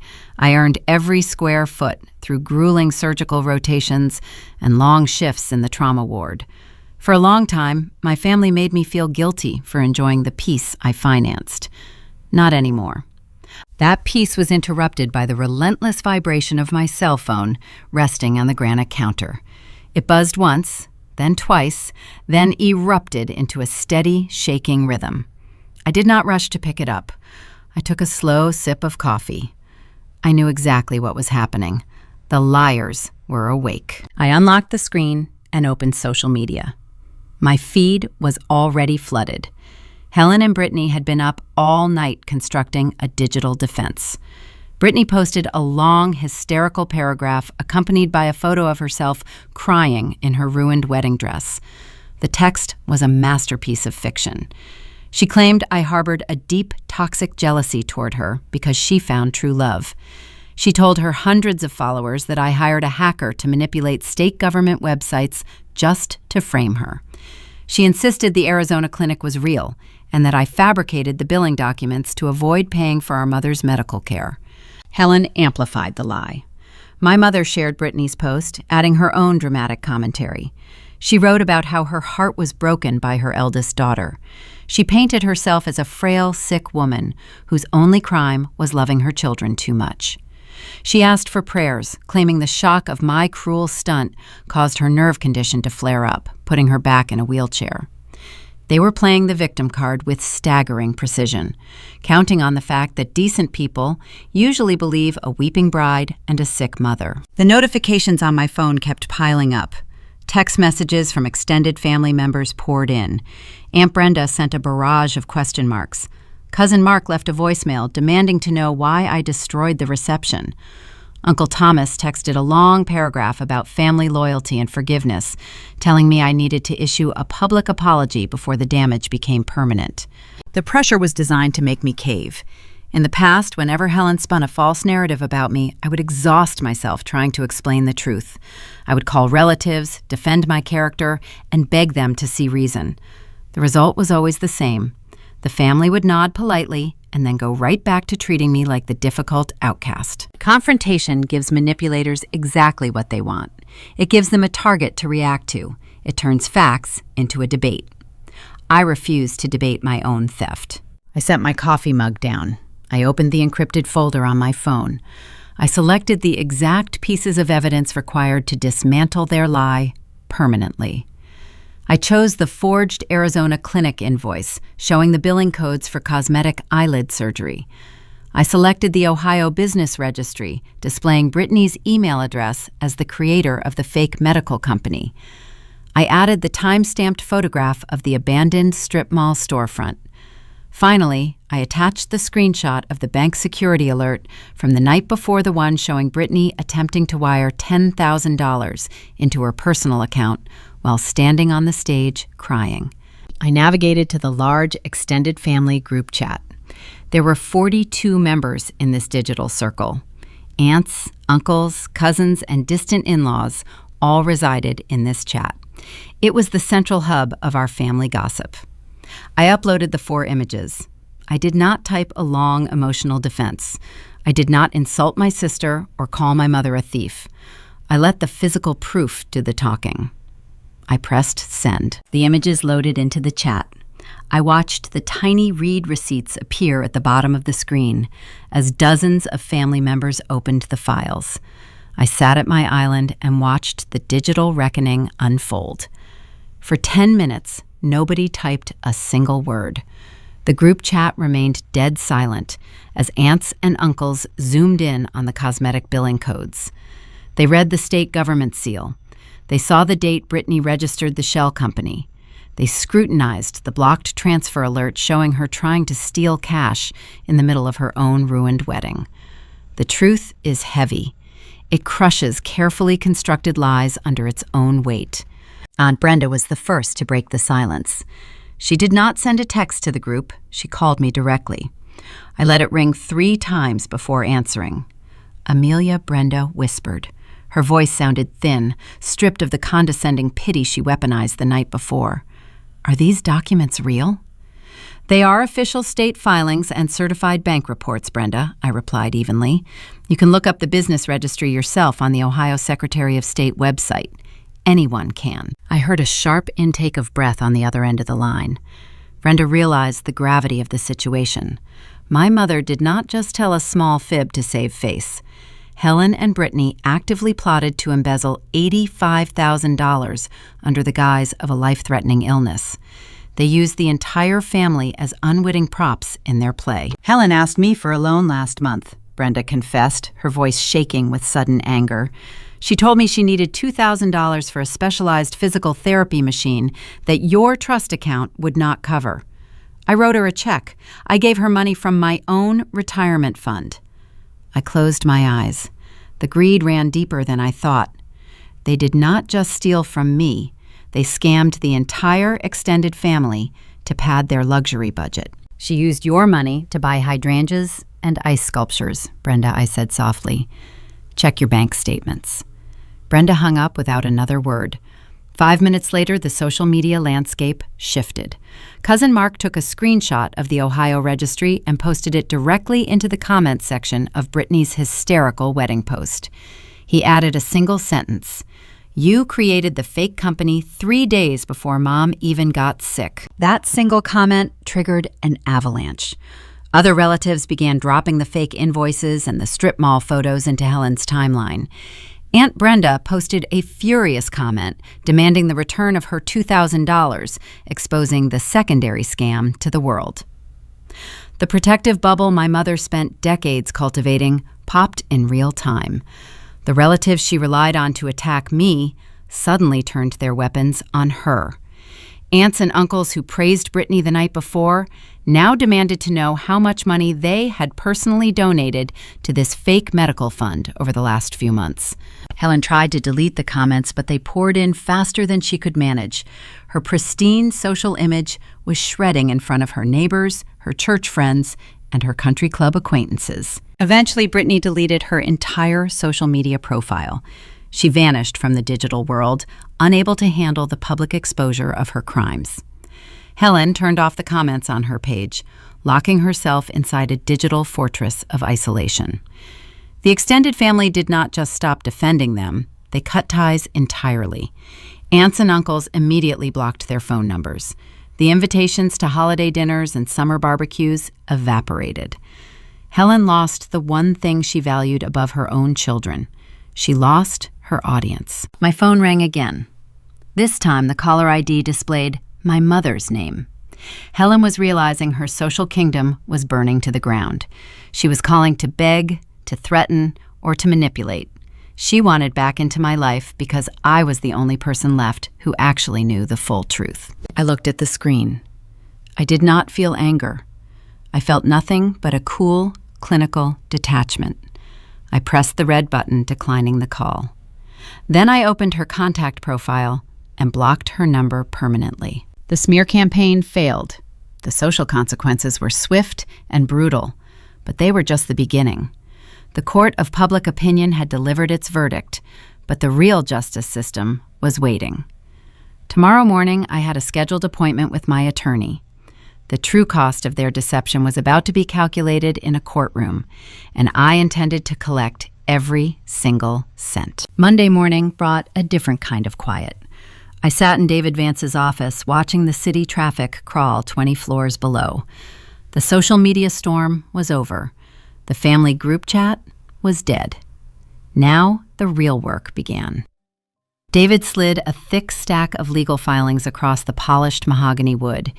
He did not look smug. He looked like a surgeon who had just identified a terminal tumor and mapped out the exact incisions needed to remove it. We are filing the civil suit this morning, David explained, tapping his expensive pen against the paper. We are also submitting your encrypted folder directly to the county prosecutor. The district attorney loves cases with digital paper trails. Juries can get confused by emotional testimony, but they understand bank records. I picked up the pen and signed my name on the dotted line. I did not feel a rush of adrenaline. I felt the steady, methodical rhythm of a process in motion. By Tuesday afternoon, a licensed process server knocked on the door of Brittany's upscale apartment. My sister lived in a trendy downtown building, a place she afforded by pretending to be a highly paid marketing executive while actually leeching off our mother's retirement funds and my medical trust.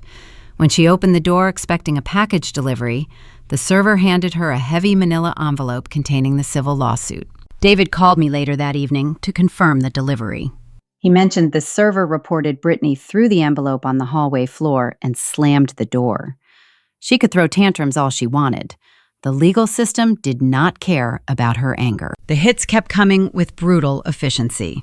On Wednesday, a courier delivered a second set of legal documents to that same apartment. Ryan did not waste any time. He hired a top-tier family law attorney and filed for an immediate annulment. He did not want a divorce. A divorce implied a valid marriage existed in the first place. Ryan submitted the fraudulent Arizona clinic invoices and the fake Ohio business registry as primary exhibits in his filing. He argued that his consent to the marriage was obtained through deliberate, calculated deception. He proved Brittany lied about her financial status, her family relationships, and her basic moral character. The judge granted the temporary separation orders within 24 hours. Ryan froze their joint checking accounts and canceled the credit cards he had given her for the honeymoon. Brittany lost her new husband, her wealthy in-laws, and her access to luxury credit limits in less than 3 days. The civil suits and the annulment were devastating, but they were just paperwork. The criminal justice system operates on an entirely different level of severity.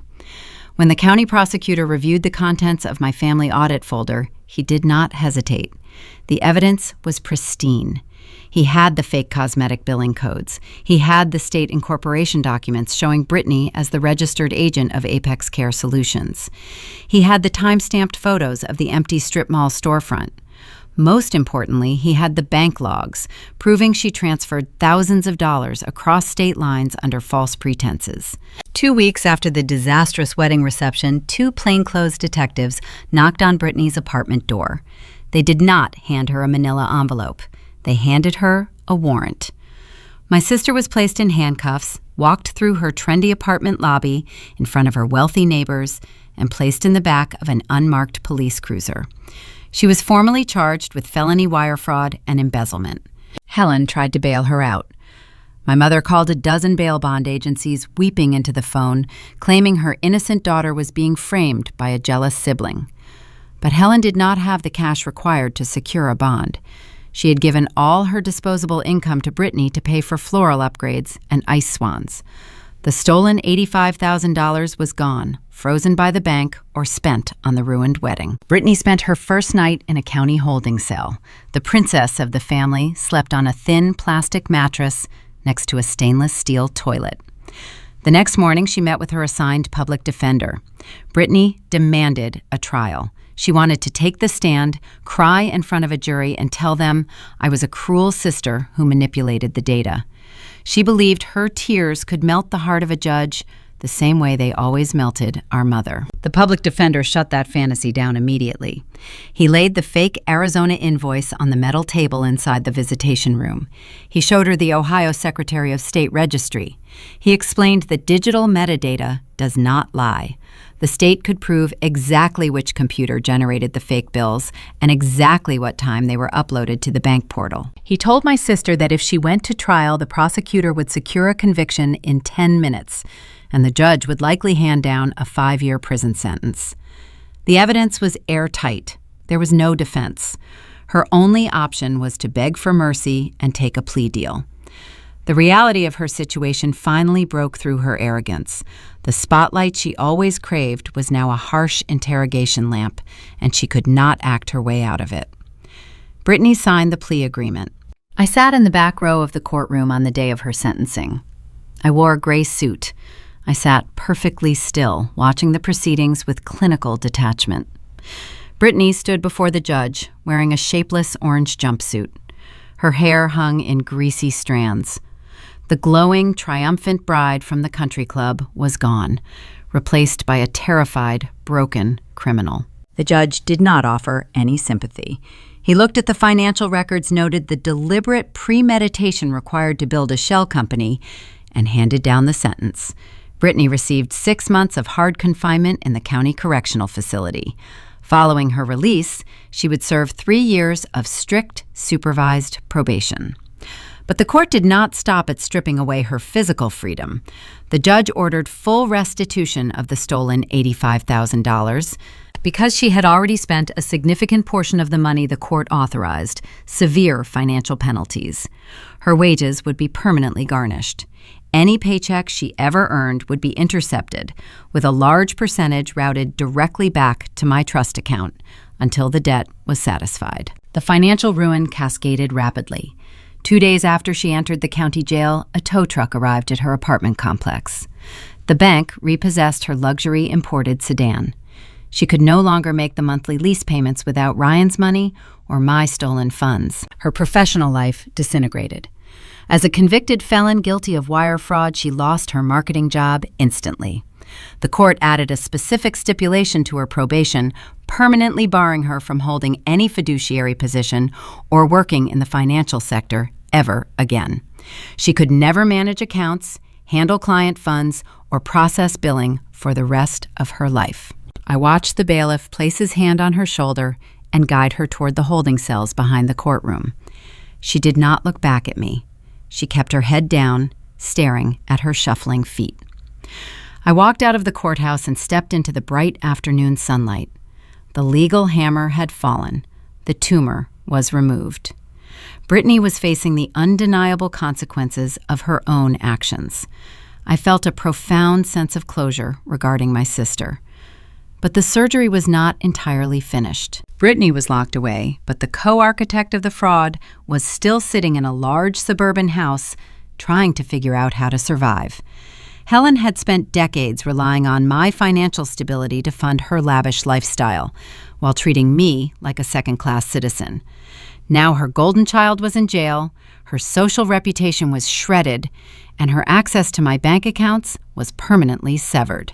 My phone buzzed in my pocket as I walked toward my car. I did not need to look at the screen to know who was calling. Helen was about to realize that manipulating a daughter is easy, but surviving without her money is a totally different reality. My phone screen glowed in the cup holder of my car as I drove away from the courthouse. The caller ID flashed my mother's name. Helen was calling. She had just watched her golden child get hauled away in handcuffs, and now the terrifying reality of her own situation was setting in. I did not answer. I let the call go straight to voicemail. For 30 years, Helen maintained her status in her upscale suburban neighborhood using other people's money. When my father passed away a decade ago, he left a modest life insurance policy. Helen blew through that money in 3 years, spending it on designer handbags, country club dues, and European vacations with Brittany. After the inheritance ran dry, I became her primary source of income. I paid her property taxes. I covered her expensive health insurance premiums. I sent her a monthly allowance so she could keep having lunch with her wealthy friends. She rewarded my financial support by erasing me from the family photo albums and conspiring with my sister to steal my life savings. Now the dynamic was fundamentally altered. I drove home, parked in my garage, and logged into my banking portal. I did not cut Helen off entirely. Leaving an elderly woman to freeze in the dark would give her a legitimate reason to play the victim to anyone who would listen. I needed to ensure she had zero ammunition left for her pity campaigns. I set up direct payments to her utility providers. The electric bill, the water bill, and the natural gas bill would be deducted from my account every month. Her house would stay warm, and her lights would stay on. But that was the limit of my charity. I canceled the monthly allowance transfer. I stopped paying her country club membership. I cut off the credit card I had given her for emergency groceries, knowing she primarily used it to buy expensive wine and imported cheeses. The financial strangulation was slow, but inevitable. 2 weeks after Brittany went to jail, Helen realized the cash flow had stopped. She tried to go grocery shopping at her favorite premium market. The cashier declined her card. She tried to order floral arrangements for her front porch, but the florist required payment up front. Helen began sending me frantic text messages. She did not apologize for the fraud. She did not mention Brittany sitting in a cell. She only complained about her own inconvenience. Amelia, the bank, denied my card at the grocery store, Helen wrote. Please deposit $2,000 into my checking account today. I need to pay the landscapers and buy food. I replied with a single clinical sentence. Your utilities are paid directly, Mom. I am no longer funding your discretionary spending. The response from her was immediate. She fired back a dozen messages, demanding respect, claiming she was a frail widow who deserved comfort. She tried to weaponize guilt, telling me I was a terrible daughter for letting my own mother suffer the humiliation of a declined credit card. I did not engage. I read the messages, archived them, and went to work. By the second month, the true weight of her complicity caught up with her. The massive suburban house she lived in carried a hefty mortgage. Helen had refinanced the property twice to pay for Brittany's college tuition and a down payment on my sister's first luxury car. Without my monthly cash allowance, and without the stolen medical trust funds they planned to launder, Helen could not make the mortgage payment. The bank sent her a notice of default. Helen tried to borrow money from her friends. She called the women from her book club, the same women who attended the disastrous wedding reception. But the family group chat exposure had done its job perfectly. The socialites in her circle knew exactly what she and Brittany did. Nobody wanted to lend cash to a woman who helped embezzle $85,000 under the guise of a fake nerve disease. Her friends stopped taking her calls. The country club quietly revoked her membership due to unpaid dues. With no other options, Helen was forced to list her beloved house on the market. It was the ultimate humiliation for a woman obsessed with appearances. A cheap wooden for sale sign was pounded into her manicured front lawn. Neighbors whispered as prospective buyers walked through the rooms, inspecting the hardwood floors and granite countertops Helen prized above her own flesh and blood. Because the bank was threatening foreclosure, she had to accept a low offer. The sale price barely covered the outstanding mortgage and the closing costs. Helen walked away from the closing table with almost nothing in her pocket. She could no longer afford the upscale Columbus suburbs. She had to pack her designer clothes into cardboard boxes and move. The new reality hit her hard. Helen signed a lease on a cramped one-bedroom apartment on the far industrial edge of the city. The building sat next to a noisy highway overpass. There were no manicured lawns, no grand foyers, and no wealthy neighbors to impress. Her expensive dining room table did not even fit inside the tiny kitchen. She had to leave it sitting by the apartment complex dumpster. The enabler was finally experiencing the ruin she helped create. A few days after she moved into the new apartment, I spent my Saturday morning working in my backyard. The Ohio sun felt warm against my shoulders. I wore gardening gloves, kneeling in the dirt, planting a row of bright yellow marigolds. The physical labor grounded me. I enjoyed the simple, honest work of building something beautiful with my own two hands. My cell phone sat on a small patio table nearby. It buzzed, signaling a new voicemail. I stood up, peeled off my dirt-stained gloves, and tapped the screen. It was a message from Helen. I pressed the speaker icon and set the phone back on the table. Her voice drifted through the quiet garden. Amelia, Helen began. Her tone was thick with tears, trembling with practiced sorrow. The demanding woman from the text messages was gone. She was playing the broken, helpless mother again. I am sitting in this awful little apartment, Helen cried. The traffic is so loud, I cannot sleep. My back aches from moving boxes. I just do not understand how we got here. We used to be a family. We used to care about each other. I know Brittany made some mistakes, but we can fix this. You have a big house with empty guest rooms.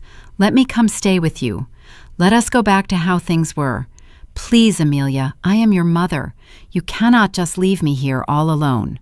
I listened to the recording until the automated voice announced the end of the message.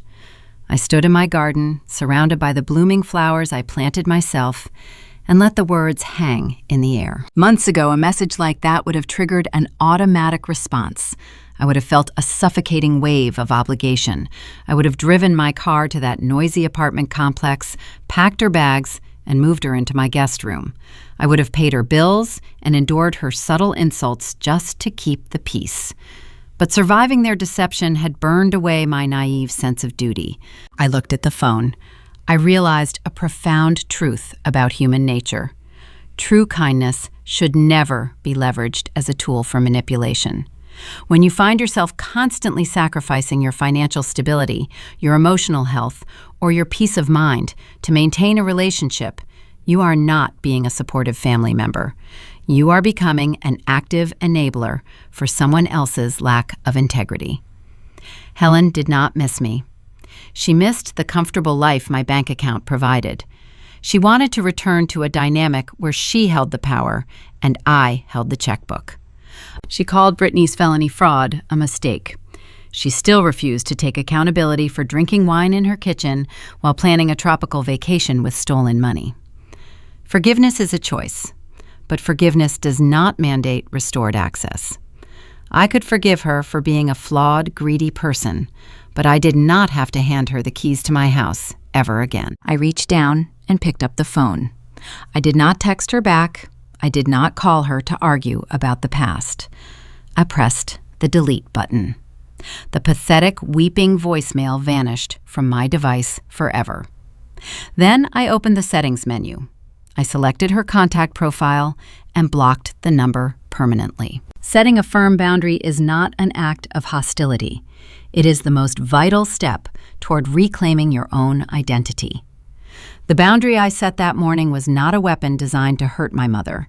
It was simply a locked door protecting my hard-earned peace. The liars were locked outside, and they would never cross my threshold again. I put my gardening gloves back on, knelt in the dirt, and continued planting my marigolds. For the first time in my 39 years, my life belonged entirely to me. But the story was not quite finished. The professional world I shielded from my family was about to deliver a massive reward for the quiet discipline I maintained through the entire ordeal. I stood in the sterile scrub room at Columbus Memorial Hospital. The hot water cascaded over my hands. I pressed the silver foot pedal, dispensing a thick layer of harsh antibacterial soap onto my skin. I picked up the bristle brush and began the familiar rhythmic motion of scrubbing my fingers, my palms, and my forearms. For a decade, I performed this exact routine while carrying an invisible, crushing weight on my shoulders. I used to stand at this sink, dreading the moment my shift ended. I used to scrub my hands while wondering what financial disaster my mother was planning next.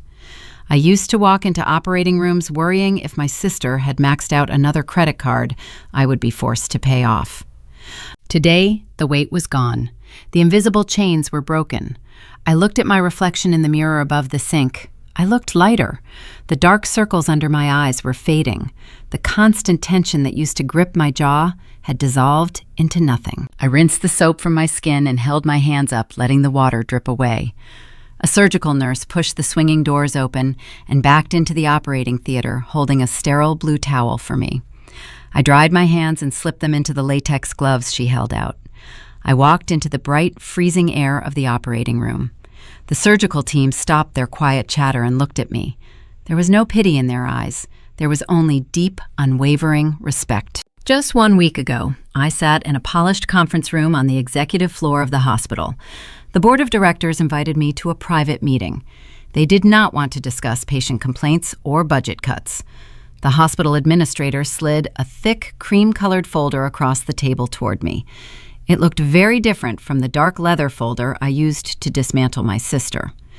This folder contained an official employment contract. The board offered me the position of Chief of Neurosurgery. They praised my flawless patient outcomes. They praised my steady hands and my ability to handle extreme stress without ever losing my temper. They offered me a substantial salary increase, a private corner office, and total control over the surgical department's schedule. I signed the contract without hesitation. I earned that title through years of relentless dedication.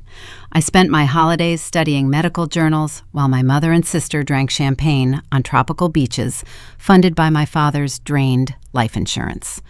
I worked 70-hour weeks while Brittany shopped for designer shoes. My family tried their hardest to drag me down to their level of chaotic entitlement. They tried to turn me into a passive cash machine. Instead, their greed forged me into a disciplined, unshakable professional. I stood over the operating table and looked down at the patient. It was a complex spinal fusion. I requested the scalpel. The nurse placed the cold steel instrument into my palm. I made the first incision with quiet precision. As I worked to repair the damaged nerves, my mind drifted to the events of the past few months. The parallel between my career and my personal life became crystal clear. When a human spine is failing, you do not yell at the bones. You do not scream at the diseased tissue and beg it to heal itself. You rely on cold, hard data. You look at the magnetic resonance imaging. You read the charts. You isolate the exact location of the damage, and you remove it with careful, deliberate cuts. I treated my toxic family with the exact same surgical strategy. If I had confronted Brittany in that hospital break room the day I discovered the fake Arizona clinic invoice, she would have survived. If I had screamed at Helen in her spotless kitchen, they would have twisted my anger into a weapon. They wanted a screaming match.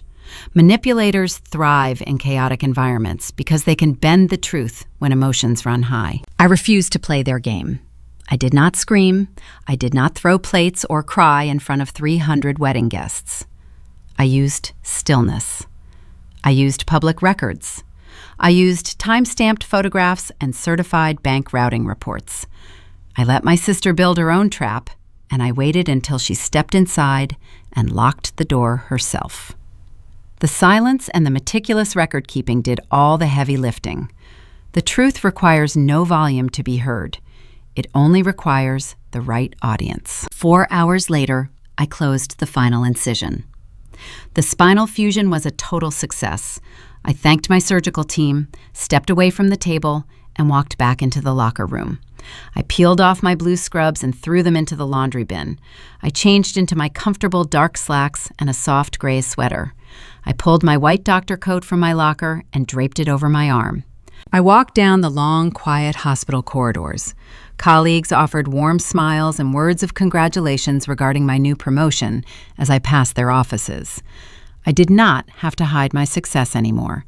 I did not have to downplay my income to avoid triggering my mother's endless demands for cash. I could finally be proud of the life I built. I pushed through the main glass exit doors and stepped out into the parking garage. The sun was just beginning to set over Columbus. The autumn sky faded from bright orange into a deep bruised purple. The crisp Ohio evening air filled my lungs. It smelled like fallen leaves and rain. I took a deep breath, savoring the simple freedom of the moment. I walked toward my sedan and pressed the unlock button on my key fob. The headlights flashed in the dim garage. Before I opened the driver door, I paused. I leaned against the cold metal of the car and looked out over the city skyline. Helen told the rest of the family that I destroyed our home. She cried to her friends, claiming my heartless actions tore our bond apart and sent her youngest child to jail. I used to fear that kind of accusation. I used to bend over backward trying to prove I was a good daughter. Standing in the cool evening breeze, I realized she was wrong. I did not destroy the family. The family was already destroyed by greed long before I ever downloaded those fake cosmetic billing codes. The bond they claimed we shared was nothing but a transactional arrangement. They loved my bank account, not my heart. I did not force Brittany to register a shell company. I did not force Helen to lie about a debilitating nerve disease. They made those calculated choices all on their own. They built a towering house of cards using stolen money and fake medical charts. I did not knock the house down. I simply stopped financing the lie that held it all together. When the flow of stolen cash stopped, their fake reality collapsed under its own weight. I reached into my pocket and pulled out my house keys. The small metal shapes jingled softly in the quiet garage. I looked at the shiny brass key that unlocked my front door. It was a simple object, but it represented everything I fought to protect. For 39 years, I let other people dictate my worth. I let an entitled mother and a selfish sister hold a master key to my emotional stability. I let them walk into my life whenever they wanted, demand whatever they needed, and leave me to clean up the wreckage. I thought tolerating their abuse was the definition of family loyalty. I know better now. Loyalty is not a suicide pact. You do not have to set yourself on fire just to keep toxic people warm. I slipped the keys back into my pocket, opened the car door, and slid into the driver's seat. I started the engine. The radio hummed softly.